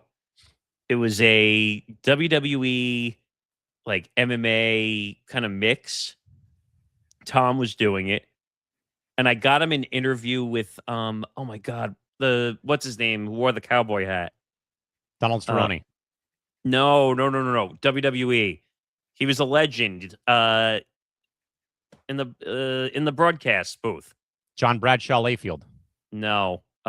Jim, whatever his name Jim was. Ross. Yes, thank you. Christy said it. Jim Ross. I managed somehow to get Tom an interview with Jim Ross. I don't know how. By the way, prayers up for JR, by the way. Yeah, I feel really bad for. He's not in good physical condition. But I somehow managed to reach out to Jim Ross. This is back in the heyday of me starting to annoy people on Twitter. And I got a direct DM response. Sure, I'll do it. I was like, oh my God, what? No pushback, no stipend pay, none of this shit. No. And I was shocked. Like, so I told Tom, I'm like, oh, I got JR. He's like, what? Yeah, I got Jim Ross. So he did an interview with Jim Ross, and he actually did a liner for the show, which I wish I could find. I can't find it now. But he was actually a very nice guy. Very. I bet. And then that show didn't really end up working for whatever reason. And then that kind of moved into some other stuff we were doing. I think MMA Outsiders came into the picture. Well, little later on. And then we had Game On, which was the original Johnny Montalbano vehicle. And then that show kind of fell apart because of the co-host not exactly being on his game. And then like it just grew out. Everything just grew out. Like, and now the rest is history. We're 17 shows and counting. We have a lot of content, a lot of people here. And hopefully we're gonna have brand deals and YouTube monetization soon. Oh, that's right. 2022 was the beginning of MMA Outsiders. That's when Tom and Zan got together to do the show. And that's how we discovered Zan through what Tom knew Zan. And now he's doing, let's see. That show's kind of on a hiatus right now. I'd like to bring that show back, but it's going to have to Eventually, I think it's going to come back. We're going to need 2 new people to make that happen. But, oh yeah, Zan actually recounted this right. He was one of 3 candidates, but I think I was the only one who could do it. I just walked into the front door and Nick gave me a job. Hello, Boy. I'm here. What do you want? What do you need? Well, I'll tell your story in a second because I remember most of the details, like spot on. You know them better than I do. But, so one of them, if I remember, well, yes, as Zan says, timing wise. But Zan, I was also going to ask: were you and Tom ever on writing from the same outlets, or were you guys like, kind of like de facto competition on being on opposite ends? They were on, so I can answer that. They were on fan-sided MMA. Oh, yeah. I've heard of fan-sided, yes. And then we'll have to have Zan on this show one day to talk about some of the old day stuff. Yeah, and cool. Awesome. But he was on fan-sided. Tom was on fan-sided. Then the platform screwed the 2 of them. I'll let Zan tell that story one day, but we can figure that one out. And because we should let some of the people tell their original stories of how they got here. I think that would be an interesting story. Nick D Nick D would be one of the most definitely interesting stories. Because I can, you know how him and I joke about R&P all the time, review and preview, which is kind of a defunct network at this point, and thank God they can go themselves. But that would be an interesting story. But yeah, fan-sided screwed them over, big time. That's unfortunate too. And somehow now fan-sided's part of SI. Minute Media. Yeah, Minute Media. Yeah, which has SI. And if you know how the journalism model works, everyone buys up 10 million websites now. Oh yeah. And Zan knows all about that. He can tell you that story too, about how like sites are just being put under an umbrella. It's like a whole nightmare. But yeah, like they were at fan-sided. They knew each other. They had known each other for a little while already before. Forever. And then that's when the whole idea. Well, Zan and I, not Zan, Tom and I were discussing a UFC show, just a UFC MMA show. Oh, I forgot about this. Luckily, SI and Fansided are completely separate now. Because I think they did have a partnership deal. I met him on Slack in 2019. Oh, that's right. But basically what happened was that I was helping Tom start up an MMA show so we could add more shows. And we were looking through everything, and Zan's name came up in the group. I know who one of the guys was, and unfortunately he got in trouble for because in the freelance game you bill for your own writing. Mm-hmm. And he got in trouble for overbilling. Wop, wop, wop. The other one was a girl who actually was very, very knowledgeable. Actually, Zan just made the point. That guy is still a bad guy. Duh. I can't remember her name, but it's escaping me. I think her last name was King. I can't remember if that was her last name. but she actually ended up leaving the journalism space completely and stopped doing it. I can't believe he still works in the industry. Oh, I was right. I just got, Kristen King was her name. Very knowledgeable in the space, but she just ended up leaving the space. Journalism included, not just MMA. She left the space. So, and then process of elimination occurred, and Zan was the only one left. But Zan knows his MMA, his UFC amazingly well, and that's where that whole thing started. And eventually, that led to him coming to me and say, "Oh, I have an idea for his show." And again, I was still very not on the solo trail for shows, but I said, "You know what? Let's." I helped him. Give it a whirl, baby. Give it a whirl. Yeah. So we put it together, and that was Bando's Breakdowns, which has been really good so far. A lot of interviews on that show now. A lot of UFC fighters. We've been fortunate. He's been fortunate to gain a lot of good interviews out of that. And now, let's see. So he's on ETB Sports with me. Well, let me hold that thought for a second. So he was doing MMA Outsiders. Then after the first time when Tom and I had the split, unfortunately, because I think most of that was stress because he was dealing with trying to get through school, and then we had a little bit of a disagreement over something, and then finally we got the band back together, and now everything has been good ever since with everything. But Zan needed to find a co-host for a while for MMA Outsiders, and then I think you saw some of that. Like, we had a co-host. Unfortunately, he went a little nuts, insane, and we went through two co-hosts. I happen to like the second one better. Or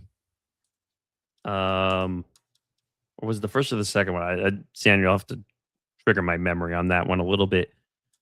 They both knew their MMA, but it just was not working out consistently, and I felt like Zan was doing too much of the work for the show. So then he would do some of the shows solo for a little bit. Then we put the show a little bit on hiatus, and now it's still on hiatus. But so now he's doing Bando's Breakdowns. He's on Forever Power 5, which is our college football show. He's on Forecast with all of us. He's on a lot of shows now. And Zanzinger Part 2. Zan makes a good point. He didn't just go nuts. He went no contact. First one was great. Okay, it was the first one. So let me correct that timeline. So first one was great. His name was Pat Dana. Great guy, very knowledgeable.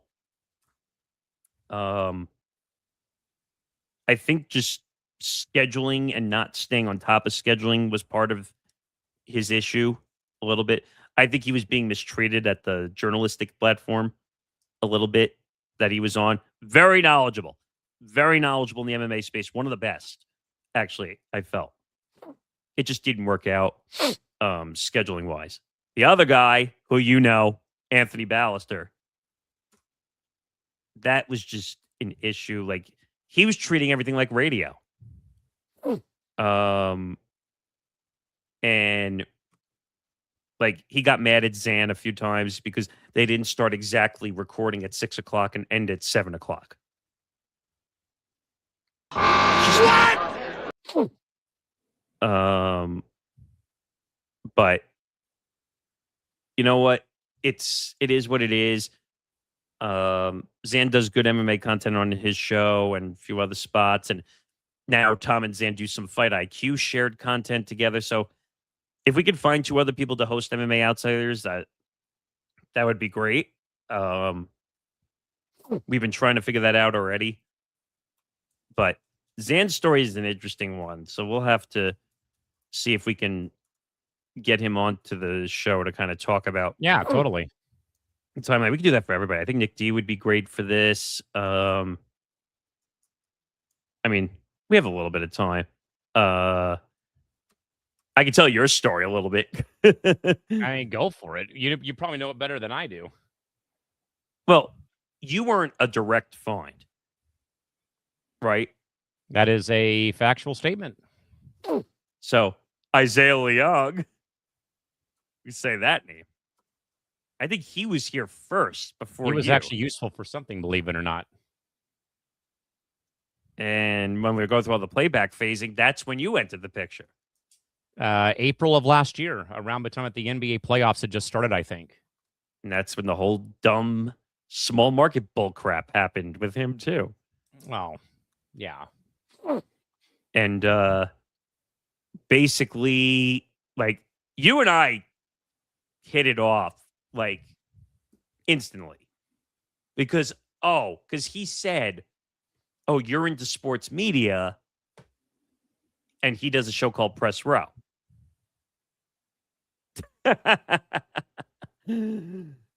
Wow, the Isaiah Sarah era. Well, it is kind of funny because those two relate a little bit. Mhm. But he told me you did a show called Press Row, and he Right. showed me the. Yeah. And he's funny enough. Well, I don't know if it's funny or ironic now.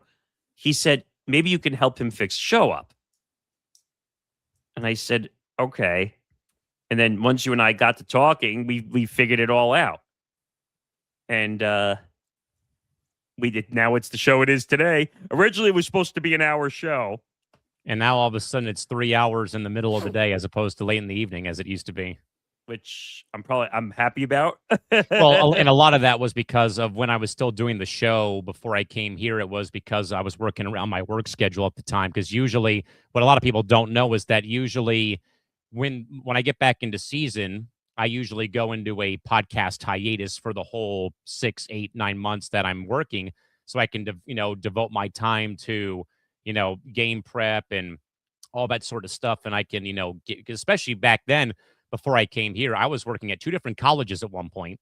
I was remember doing that. Yeah. Yes. Yeah, well, before I got here, so before I got here, I was at 2 different colleges, minor league hockey, indoor soccer, freelance writing for lacrosse, and also doing indoor football stats all from August until April or May. So my plate was full over the course of, a weekend, a day. Like I told Nick horror stories about, man, I just got through 3 games in one day at my Division II university. I'm going home and taking and going to sleep.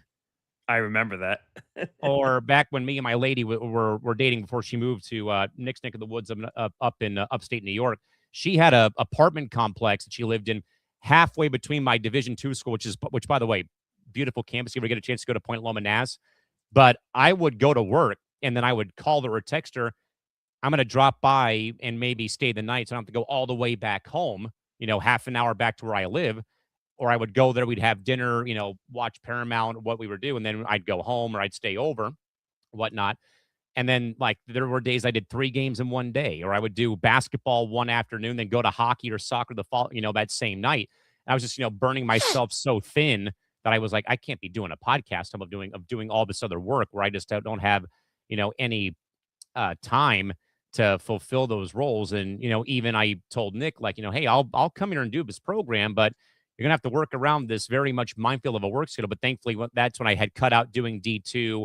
The Sockers moved up to their new arena in Oceanside. So I had to kind of pick and choose when I want to do hockey, which I didn't want to be put that, I always tell people I didn't want to be put into a box. Like, you have to pick one or the two. So I wound up picking the hockey gig over the indoor soccer gig. And yes, I have my championship rings next to me so I can flex on people when they want to tick me off on this network. But also that, and Nick was very much, lenient, like, hey, you can still do your content, but if we have to work around the schedule, then that's why we end up making Press Row a daytime program, opposed to a late night program for him, just because I was working around my own time. Okay, how can I make all these puzzle pieces work? The 11 p.m. to 2 a.m. was a little rough. I'm not gonna lie. But we figured out 2 to 5. It's before your work days. Yeah. So it ended up working out in that regard. Let's see. Just to answer this one, because he brought it up.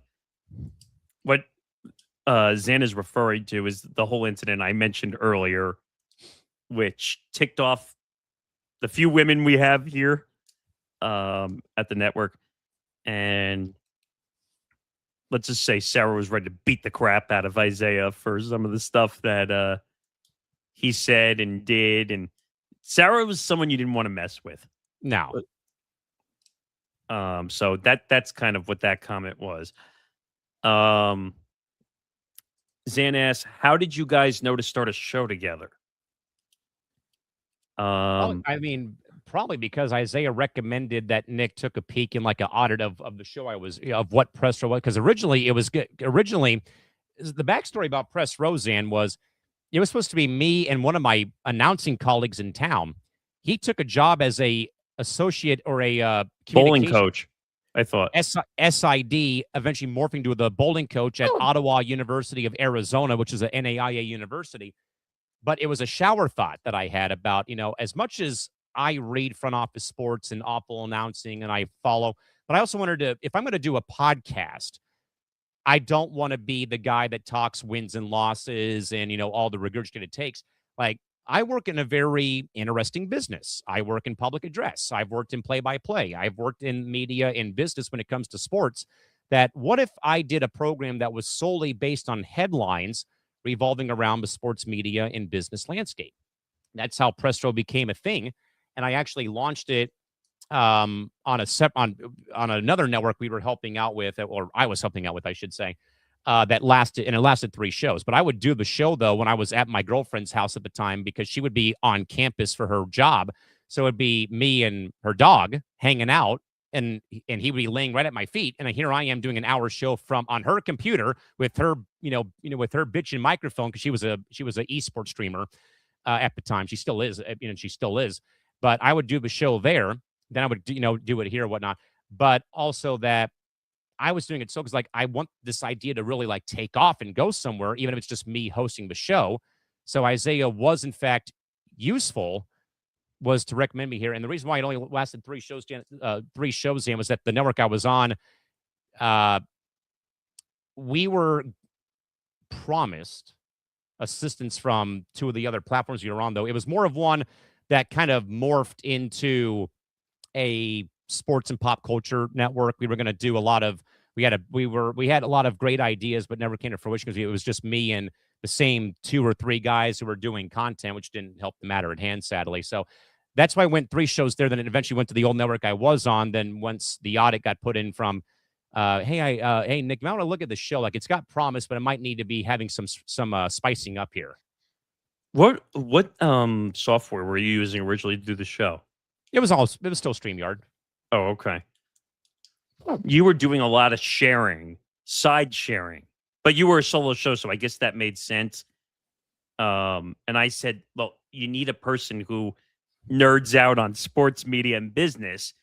And I think, I said, myself and Nick D, we really like the sports media. And I think you said you saw some of it we were doing. And I said, well, you and I just hit it off generally, so we were always talking. So I think it made sense to put the show together. Then we started doing it. Then we would always get kicked out of studios at playback in the middle of the show. That's another thing which we didn't talk about, was about how we would randomly get kicked out of a studio for no reason. And I'd be like, crap. And I get kicked out. Now I'm back in again. I'm like, no. But yeah, that's kind of the story of it. And then it took off. Then it was an hour. Then we'd end up an hour and a half, 2 hours, and 3 hours. Oh, interesting question. Well, I'll get to that in a second. But yeah, so Press Row morphed into almost, because you and I are radio nerds. Yeah. So the reason it became a 3-hour show is because we were thinking about it as afternoon drive type, midday, how we were afternoon drive, you name it. And then we started getting the guests, and then we were really hit it home. If you watch what we do, the interviews, we're spot on. We know where we're going topic wise.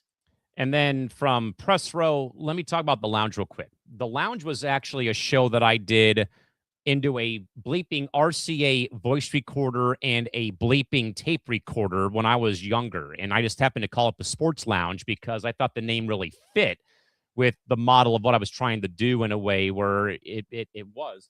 And I actually, got to meet James Gonzalez through that show at one point when I was doing content when I was still in high school and whatnot. That was like 15, 16, 14, 15, 16 years ago. And the idea, and because again, like I said, because I was always working, it was so hard to find the time to do it that it had a small social media presence and stuff like that and whatnot. And I think I wiped, like I said, I wiped my channel clean at one point, except for like my Candace Parker interview, my Candace Wiggins interview, my demo reel from when I did the Angel game this time. I'll talk more about that later here, coming up here shortly. But that the lounge always like it never really like went away from me. Like it was always like somewhere planted. And then I'm like, and then that was one of the, I think, Nick, that was the first real show idea I think I may have pitched to you when I first got creative director privileges here, was that this could be a very cool weekend thing to do. And I think after the first show, when we used to do, or when I first got the idea, I'm like, this might be something. And I think the viewership that first Monday that we did the show, when we opened up the lounge, was like 500 people watching during the course of Monday Night Football. You're right. I do remember that, actually. The lounge does better during the football season, I noticed. Also, well, it's prime real estate on Sunday night. Yeah, it will be this year. But no, the ETB lounge was a great idea, and then we kind of morphed it into a bar format. Yes. Adding a little more to it. Because I said, well, you're used to talking sports at the bar, so it made sense. Which and that's a real life thing, folks. And I think, and I'll talk too a bit about my my audio form projects here. Well, one of them, the other one's a shared team one though. But it was you have to tell the story of where I was when yeah. So I mean, but with the lounge though is that this is a real life thing. Yes. That this idea morphed into what it is because, and I documented this, and I say it a lot, but I documented this though on Small Market Edition, which is my Friday podcast that drops on Apple or on your podcast app. Go and subscribe to it every Friday at 1 p.m. Eastern. And I documented this though, Nick, because I don't really open, and like a lot of people, like we don't really open about our personal stuff, like personal lives. So I thought it would be cool, or not cool, but to really tell my side of the story to people, even though I held this privately for almost 20 years until May of 2019.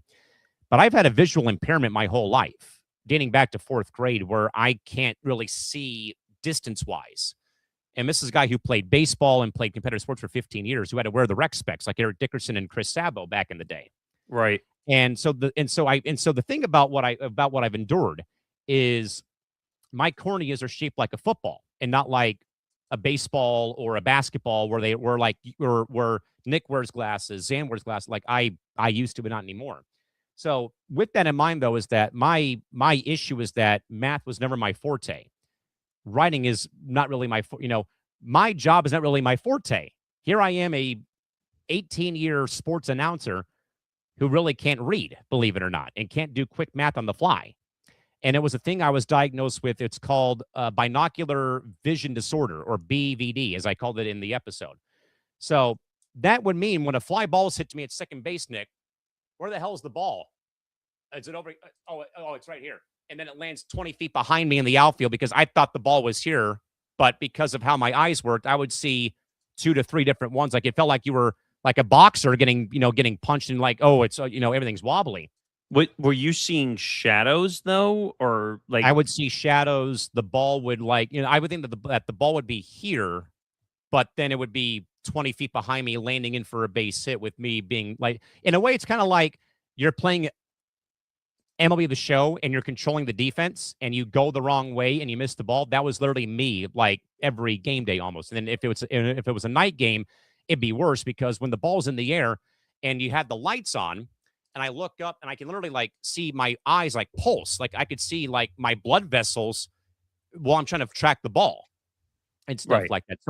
So short story longer, I also don't drive because of the condition I'm in, that I can't gauge distance and I can't really stop on a dime. And obviously, California's got some very shitty ass drivers out here, and I will admit that firsthand. But also, the main thing though, as well, is that what if I get into a wreck on my way to a game? It's interesting you say that because when I worked at the radio station at Nassau Community College, my co-host for the sports show had oh god, I'm forgetting the name of it. He couldn't drive because he would get seizures. Yes. So he could not. He was told until he can permanently pass like a test where he can consistently not have a seizure. He couldn't drive. Never passed it. So he can't. And also being on the road sometimes, and I've been involved in some bad wrecks. Thankfully, mercifully, no one else was hurt. But obviously, I got startled. I've got some form of PTSD when it comes to it. But like, say that we're on the freeway, for example, and I see like if I see a semi trying to merge over while we're going by, like I have to close my eyes because it's just so damn terrifying about that sort of thing. So after I work hockey games at the arena here in San Diego, we have a Chili's restaurant that's open, through the end of the game. And I can't get there Wednesdays because they close at 10 and the games are over by 9:30, 9:45. But Friday through Sunday, I'm there golden.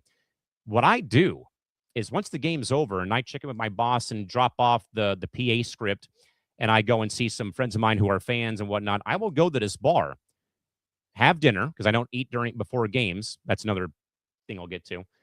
But I don't eat before games. And I need to wait for the surge pricing on Uber or Lyft to go down when I go home because after a game's over, it's like 35, 40. It's like, no, this should be like 15 or 20 bucks to go from work because I only live like 10 minutes away from the arena. But on a Wednesday night, I'll go to a different bar closer to my house called Sidecar. So I'll go there. And again, I'll see some friends, but I'll also go and have a beer or two and kind of decompress. But that was also where the idea for the ETB lounge came back to me from. Because here I am like at this Chili's or at Sidecar. And I'm drinking either, a tall Miller Lite or a Budweiser or a Labatt Blue. But I'm sitting here watching these games on TV, getting kind of caught up about, okay, because I've been stuck in this hockey bubble for the last, 5 hours. Okay, how did the Padres win this game? How did SDFC lose this game to somebody? What's the big storylines right now that I need to, think about and make an opinion on? But while I'm doing this, though, I'm hearing the person next to me talk my ear off about the Gulls game. The couple next to me is talking about this college basketball game that went to 5 overtimes. Across the way, I've got people, pushing and shoving about, well, my team did this right. What about your team? So like you're hearing other things around you about the world of sports. And I'm like, this is where this is where the lounge comes back. We make this a bit of a bar room talk format for a couple of hours in the evening on a Sunday. And especially Nick, like during because I would get out of work right at the very end of Sunday Night Football. And there's people there wearing their jerseys of, the Bears playing the Packers, whatever. Just for example, Williams throws a, game-tying touchdown pass. You've got the jubilation of the Bear fan base inside the bar at Chili's.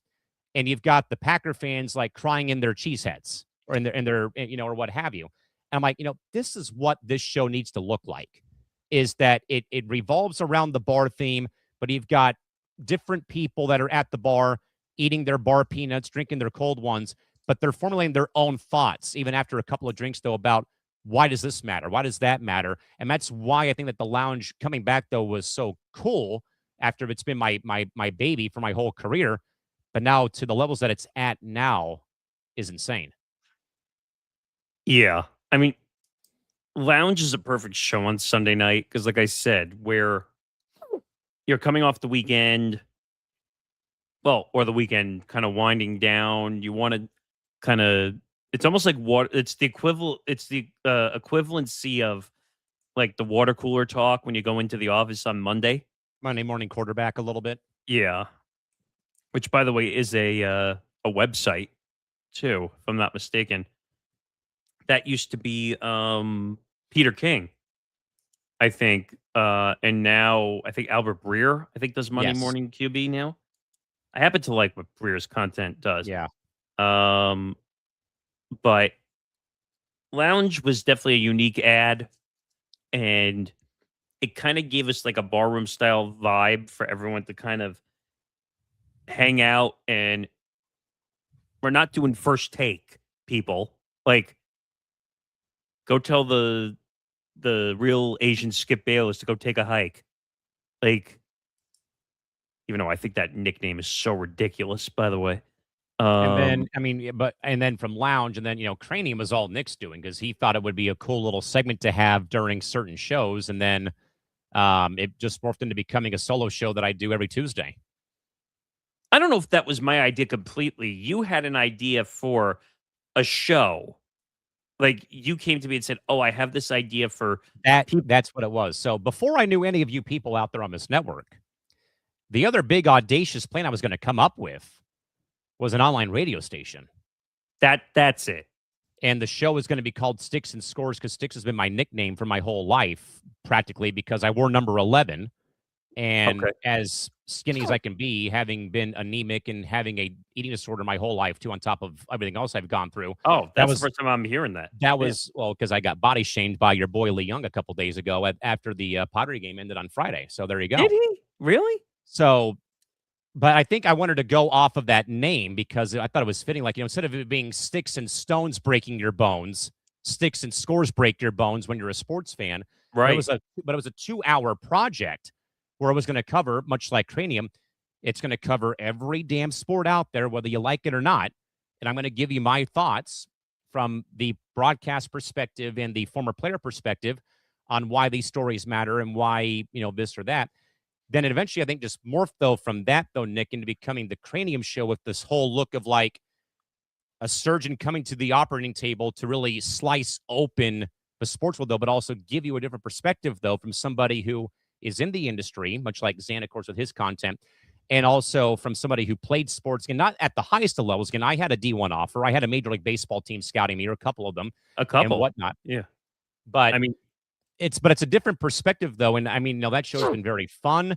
I know it's an hour. It really blows by, though. But also, I think, though, with how everything gets crafted around the fact that you have to use your head to really look at how the sports world really does operate, from a trade perspective, a coaching hire, or even just games in general. I mean, yeah, the way I remember that is you came to me, and when we talked to the audio, I have a unique perspective about how those came to be, too. You came to me and said, I have an idea for a concept of a show from my own perspective, my own brain. You said, thinking differently, as keep that in mind, because that's a phrase that's used a lot.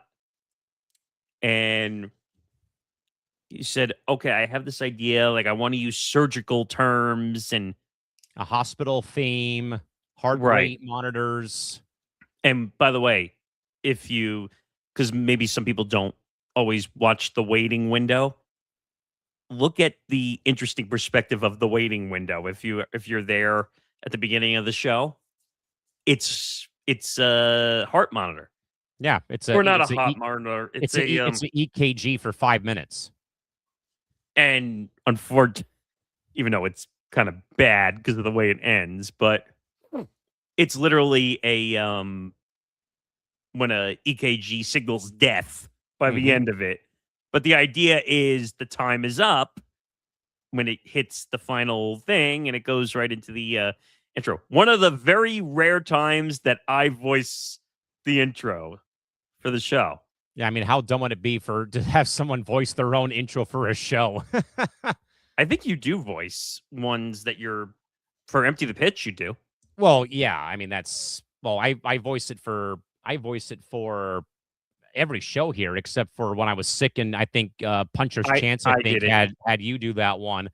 So I do everything, including press row and Empty the Pitch. So yeah, I mean, it might be weird. I think, though, it'd be weirder, though, for the solo show to have that done. So Nick was kind of to do the VO for that one. But you came to me and said, I think you should do this one. And originally I didn't catch on to it when you originally said it. When you said, I think you should do it. And I'm like, why? And I'm like, It's a solo show that I'm hosting, sir. I'm like, yeah, that's a problem.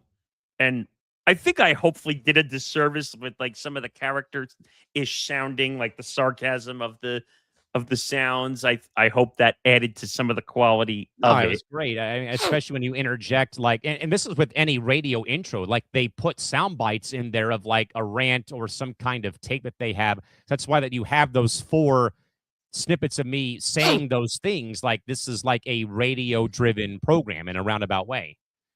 Okay, so I thought of an answer to a question you asked before. The secret sauce. It's keeping radio elements into a video digital podcasting world.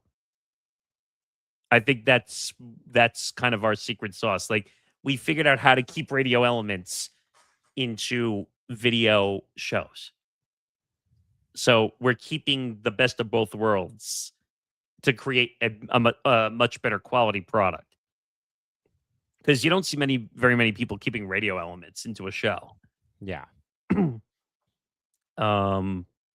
But yeah, Cranium was, I would call it a joint thought process. You had an idea. I was always good at coming up with names. That was always, even before the AI generator, you used to see me come up with names on the spot with stuff. That was all the way back to National Community College. I always wrote all the promo copy because I knew how to be creative and like get the show names in and all that stuff. So I, believe it or not, I did write all our promo copy for promos. And I was stuff. also going to say that you were good when we were doing the word salad titles too for the shows. And that was before AI too. Yeah. Imagine if we never had AI. That was brutal. But that's kind of the Cranium story. Like, and now I think that show is great. Like, because it's a different perspective on the sports world. Isaiah, take a page. You might want to learn from it. And I know you want to get to the audio portion of this whole thing. Well, before we get there, I want to answer the question from before from Zan. Nick, in a different universe, would I have hosted ETB Sports sooner than we did? Well, with you. So this goes back to the whole situation before you got here, and much different situation. We were still taping everything. We were still doing everything way different than we are now. And like, I'm sure Tom won't have issue with me telling this story because it's part of the history of the timeline of the network, and we look back at it. And that might become a project, wink, wink, down the road with a different show with Tom and I. But we had a little falling out again with some of the pressures. Because he had a problem with finding journalism jobs, and it wasn't paying very well. And like, him and I were not on the same page fully. It led to him leaving, and we didn't talk for a while. And then I have to thank Zan, because Zan, I hate this cliche saying, but anchored a detente to get us back on the phone talking and whatever. And unlike Isaiah, who never admits his fault, maybe you'll take a lesson from me when I say what I actually did to make things better again. I owned up to my own mistakes. I owned up to some that I needed to change my attitude and the way I did things. I was, and actually, that's a good point too. He was the moderator of the call because he was on the call with us. And I admitted flat out, I was a little bit nasty the way things were being run, and I needed to change, and I did change. I was not yelling at people anymore. I don't demand things anymore. We do everything as a team, and that's how we're going to operate. And that led to that first YouTube stream we did. I don't know if you remember that, but we did this was kind of our way of getting back into doing content together. Oh, yeah. It was about the Levitard Stugatz issues. Yeah. Ironically, right? Yes. And that's obviously blown over. Yeah, and so we roughed it. Not roughed it. What's the word I'm looking for? Basically, Patched up the issues. Yes. yeah, we patched it all up, and that was kind of the beginning of him back. By the way, that stream or actually, that was a recorded stream. By the way, Right. We talked about. I thought it was a perfect story because then we talked about kind of what happened with us and all that stuff. We were able to relate it from a personal standpoint. Yeah. And Compare and contrast. Yeah. almost 2,000 views later on that video. Not that it matters, but like that got us back together, and then everything got better. But for a while, I had to tell that part of the story because that led to what happened at ETB Sports. Mm-hmm. So Tom and I were doing the show, and he left, and I had no co-host. And at the time, when Anthony Ballister was still here, he was my co-host for a period of time. That Mhm. led to some scheduling issues, and that was a bad situation, as Sam said before. And now he blocked everybody and doesn't. Yeah. Everybody but me. I didn't know that. Okay. And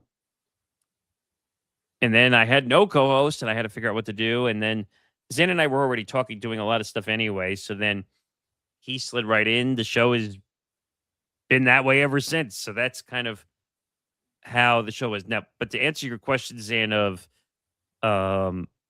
would it have happened sooner?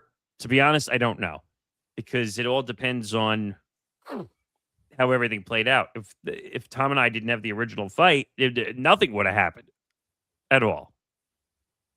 The show would have just continued the way it was. I didn't realize that Anthony was going to have the amount of issues that popped up Right. with him. Yeah. And that couldn't be predicted either. And actually, Zan makes a good point. We were talking almost every day, and we came up with the idea at 1 a.m. on a Tuesday. Yes. Going up on a Tuesday, baby. And that kind of, we had to make that change. And so the rest, the vision is history, as they kind of say for the show. And Zan is now like on 7 million shows. Yeah, it feels like it. But that's kind of the story of ETB Sports. I've had two, after Tom, it was Anthony. That didn't work out. Zan, and now I don't see that changing for a very long time. Now, I figured. so that's kind of the story of that. And that's our flagship show. So it needed to be, he fit in just because we've done a lot of things together. So it made sense to have him with me because he knows the network history better than most. So that's pretty much that. Now to the audio side. So, Oh man. so I want to tell, this was an awkward time a little bit because my mom's friend, her husband passed away from cancer. Mm-hmm. And I was kind of I was over at their house. He hadn't passed yet. He was kind of in like a I don't know what to call it, like just a lay down state, kind of. Yeah. It's kind of depressing. Like I feel bad. Like, Oh yeah. for, Been there, done that. Believe me. so, basically, what did you texted me? Oh, you texted me, said, "Can I call you? I have ideas." And I'm like, okay. So then you called me, and I don't remember which one was first, to be honest. Small market was first. Was that first? Okay. You said, "Oh, I have this idea." It was right around the Pacers Oklahoma City finals time, if I remember correctly. You said, "Oh, I have this small market edition idea." And I said, "Oh, that's interesting." And we were kind of planning it out, and now it's turned into like a big project Every week. So that show is interesting just because again, you want to talk about something that a lot of people don't do. They don't cover small market subsections when it comes to sports. Exactly. Oh, and also I think it was I think because I was really intrigued about the fact that ETB also had an audio platform, an audio division away from just, going live on YouTube and Twitter or, whatever. Because I've always been on networks that was just go live on YouTube and Facebook and then call it a day. That there was another avenue out there where we could get more content put out. Now, obviously, that's all slowed or stalled because of us going live. And we don't have to worry about, the back end audio production of, all the shows that we have that are live now. But I was looking through this. I'm like, this could be interesting if we could do something, or I could do something where, again, at the time I was the only West Coast member of the network. I mean, That's going to change very soon. Yeah, that'll change it when James Myers joins us here as well. But also because was the diss part of it about being labeled Mr. Small Market, sure, but also it was like I've been around a lot of very interesting sports my whole life, over 18 years and whatnot, but also to tell stories, though, Nick, involving those marketplaces like my hometown, which I, live and die for every day of the week. And more importantly, though, as well, though, Nick, is that I think the first two episodes that I did was about my 10 years working with the Gulls in the American Hockey League, and also when the Chargers left for LA, about why are you so against the NFL and against American football? There's your answer. It was and also that was also, Nick, when the Substack that I write almost every week, it also started around that same exact time at that point in time, to write, because I also have been a writer. I had covered the Wave for a bit when they first came to San Diego and they played their first year at Snapdragon Stadium. I covered the indoor lacrosse team for the latter part of 3 years, so COVID ruined that, sadly. And it was something that I always was passionate about, because I would, as I made mention of that, I wrote that scorched earth gambling essay 17 years ago in high school, and here all that's coming to the limelight. That's neither here nor there. But when I saw that there was also the audio platform for the network, I'm like, this might be something that I would like to give a try.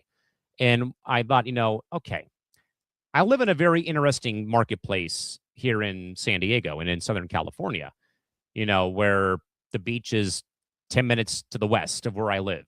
I work within the sporting community in town.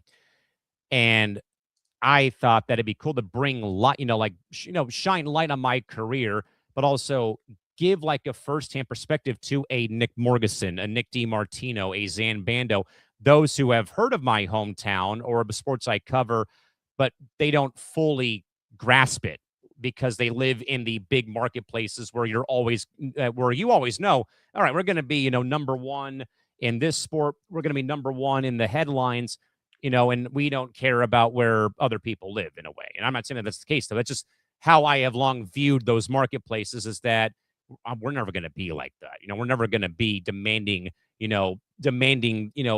our teams to go and win championships, because that's just not been in my, in our DNA here in my marketplace. But again, the first two episodes, though, that I did was about 10 years in minor league hockey, how that whole thing came about. Then the Scorched Earth episode about, okay, my NFL team left. This is why I don't watch this sport. You all can enjoy it. I'm not going to watch it. I'm going to be on the sidelines and doing something else on Super Bowl Sunday. Respect my thoughts. Then there was the one about when the Clippers had the aspiration case first break out. Then Nick, it gradually went to other things, though, that I have, talked about. Let me just go. We got time here. Let me go pull up what we have covered on small market. It'll, be a little bit of a Cliff Notes version of what we've covered. But while I do that, Nick, how has it been for you, though? Because obviously, you obviously, have produced all of the content for it, though.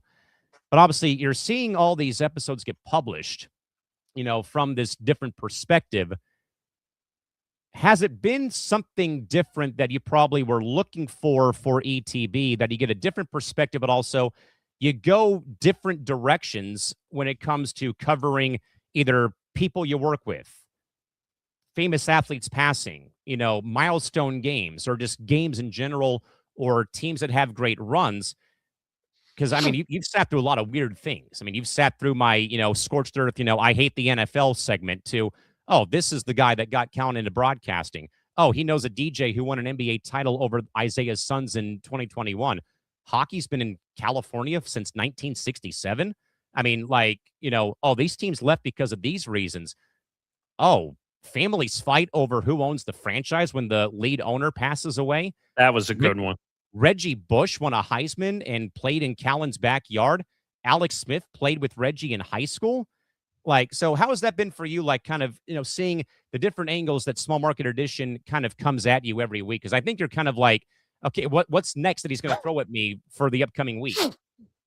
The perspective is a good one because you're getting stories that are told, but the networks have a 30-minute block that maybe they get 22 minutes out of because of commercial breaks. And it's not even 22 minutes because of all the imaging and the transition. So maybe they get 20 minutes out of a 30-minute block, or maybe less. In a podcast format, you can go longer because now we're hoping to have ads and sponsors. Hopefully soon that'll help produce that content. And eventually maybe the sponsors will allow you to travel to some of these places to interview some of these big names someday. One can hope, right? Yeah. The interesting thing for me, not really I mean, everything has its own interesting perspective.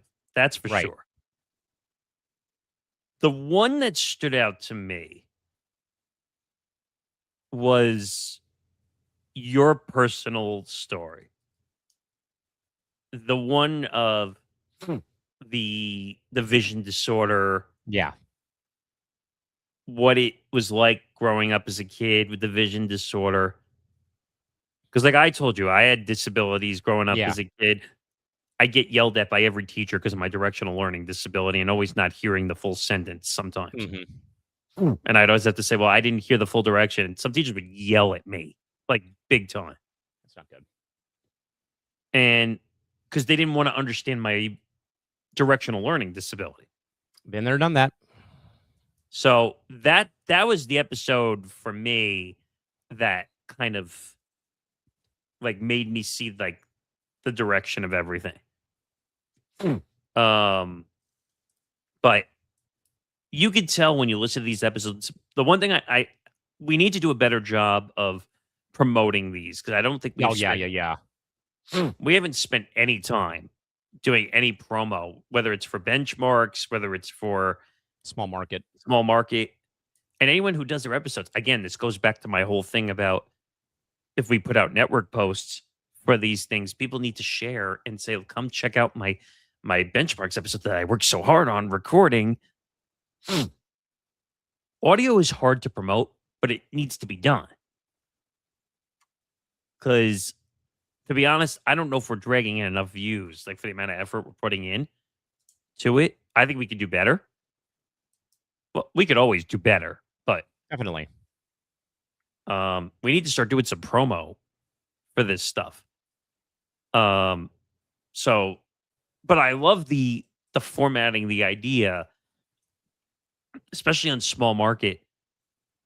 You're giving a perspective where a network might not even touch these small market stories.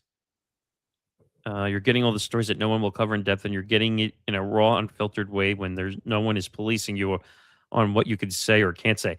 Okay. I want to address the second part of that because I think that's important. The first part is important because you have the space. Zan, you know this from being here for a while. Callan, you already know this, but a lot of people know this here. The reason this network works is because I worked in broadcast and I worked in media, and I used to hate the FCC regulations. I still do. And I used to hate all the restrictions of creativity, of things we would try to do. Even in political talk radio, I had ideas for stuff, and I was told no constantly. I believe, as the leader of the network, that you have to have the ability to create. Always have, always will. I don't really say no to much. unless it's something so outrageously ridiculous that it doesn't work, or it has religion or other stuff attached to it. I try to stay away from that stuff. And that's kind of the thing I would say. Like, as long as the idea has a creative outlet, I'm for it. And I'm not going to tell people, no, you can't attempt an idea, because who am I to say, oh, well, we can do what we want, but no one else can do what they want? Yeah, Yeah. exactly. I have no problem with cursing and all that stuff, because again, FCC regulated radio was a nightmare in every way, shape, or form. So I've always believed in the creative outlet. When people come here, I tell them, whatever shows you want to do, you got to figure it out. I can help you visually put a concept together, but you're the ones driving the shows, not me. When Nick D left R&P to come here, his biggest gripe at R&P is that the guy in charge was, and this is the dreaded word that I hate, editorialized every show at R&P. Terrible. And you know what that causes with people, right? Drama. Yeah. Friction, drama, you name it. And we'll have to have him on, because I want. Oh, yeah. Because when he first got here, because he was so like in the mindset of what the guy was doing, he didn't realize like he had the ability to just do a show, have a creative outlet. He didn't even understand what live meant, like how to like creatively concept a live show. And when I said to him, like, well, I'll help you create a logo, but you have to come up with a concept. That's what I tell everybody. Like, we'll create you a logo, but we'll give you a concept. Uh-huh. You would tell me that in a different timeline. Wait, you would tell me that in a different timeline that if I was at the other network that I wouldn't be able to do 90% of the stuff I do. It's a fact. I'm not making that up. Like, if you were at, I'm just going to say the network is basically defunct at this point, but if you were at review and preview, everything, Zan, that you would have said to me, you would have been rejected instantly. Instantly. Not even a discussion, not even a debate. You would have been rejected. You would have been given the Dikembe Mutombo finger. No, not today. And I'm not even, like, I sound like I'm joking, but I'm not. Yeah. Here, I might give you, like, some feedback, constructive feedback, and say... But nothing like what those guys were doing. Right.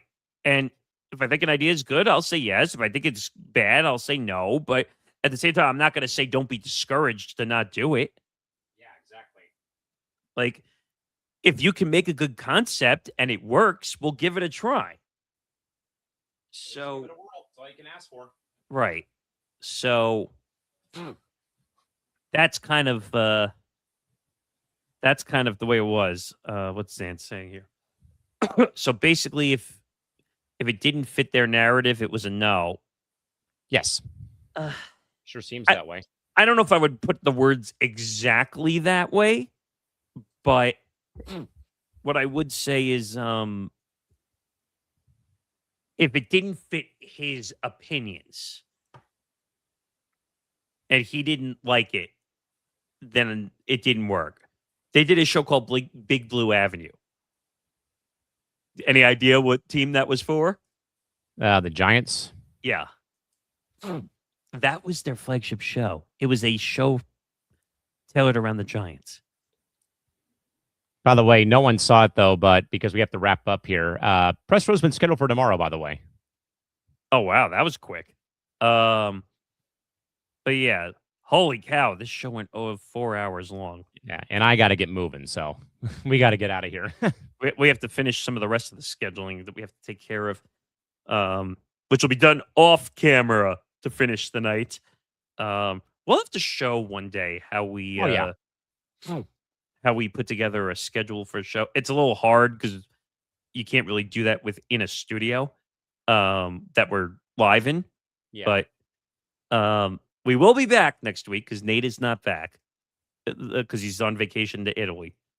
But the plan is that we'll do some shows sporadically until his show moves to Tuesday, and then we will take the 9 p.m. slot probably on Monday, right? Yes. Maybe not do 4 hours, but Yeah, we're not going to do 4 hours next time. try to stick to 2. I think that's a good, because once you're over 2, it's a lot. But thank you to everybody that stayed in here. Yeah, thank you very much for hanging out. We appreciate you guys. This was kind of like the life story-ish, a little bit. Pilot episode. I didn't get a chance to talk about my MLB debut, but we'll try and do that next Monday. There's going to be a lot of stories that you're going to get to hear over time. Like I said, we'll get Zan and Nick D, and we'll get Tom in for an episode. We can kind of chronicle that timeline a little bit better of what happened. And Definitely. yeah, but next episode, July 20th, 9 p.m. Eastern, 6 p.m. Pacific. It is now officially 1 a.m. here on the East Coast. Holy cow. But thank you to the 420 plus people who came in. We saw a Derby winner in that process. Jordan Walker. Yeah. Second youngest player. I think they said Wally. I forgot his name. Wally. Who was it? That's the last thing I'm looking up. Youngest home run derby winner ever. Oh, maybe it wasn't. It was so Juan Gonzalez won in 1993. Oh, the year we were born. Oh, you were born. I was born in 94 when the Oh, strike yeah, that's happened. right. So 1993 at 23 years and 265 days. Sheesh. Talk about being a baby. What a baby. Oh. And that's how the show's going to end. And the way every show is going to end, like every medieval royalty, they get royal music as they don't they do that like in like where they walk out with the flag on the scroll and they walk the king out and whatever. So you're gonna get the royal music, and when the royal music ends, that's when the show will end. But we will be back next week to give you some more stories from the content dungeon, some new ideas we are working on. I missed this one too, quickly. By the way, I love benchmarks, and I do have a couple of ideas for new episodes. Good. Pass them along. Bring them to the content dungeon. Hear ye, hear ye. Oh my God. I sound like a bad version of Don LaFontaine. Yes. All right. Until then, he's Callan McClurg. I'm Nick Morgasen. Good night, everybody.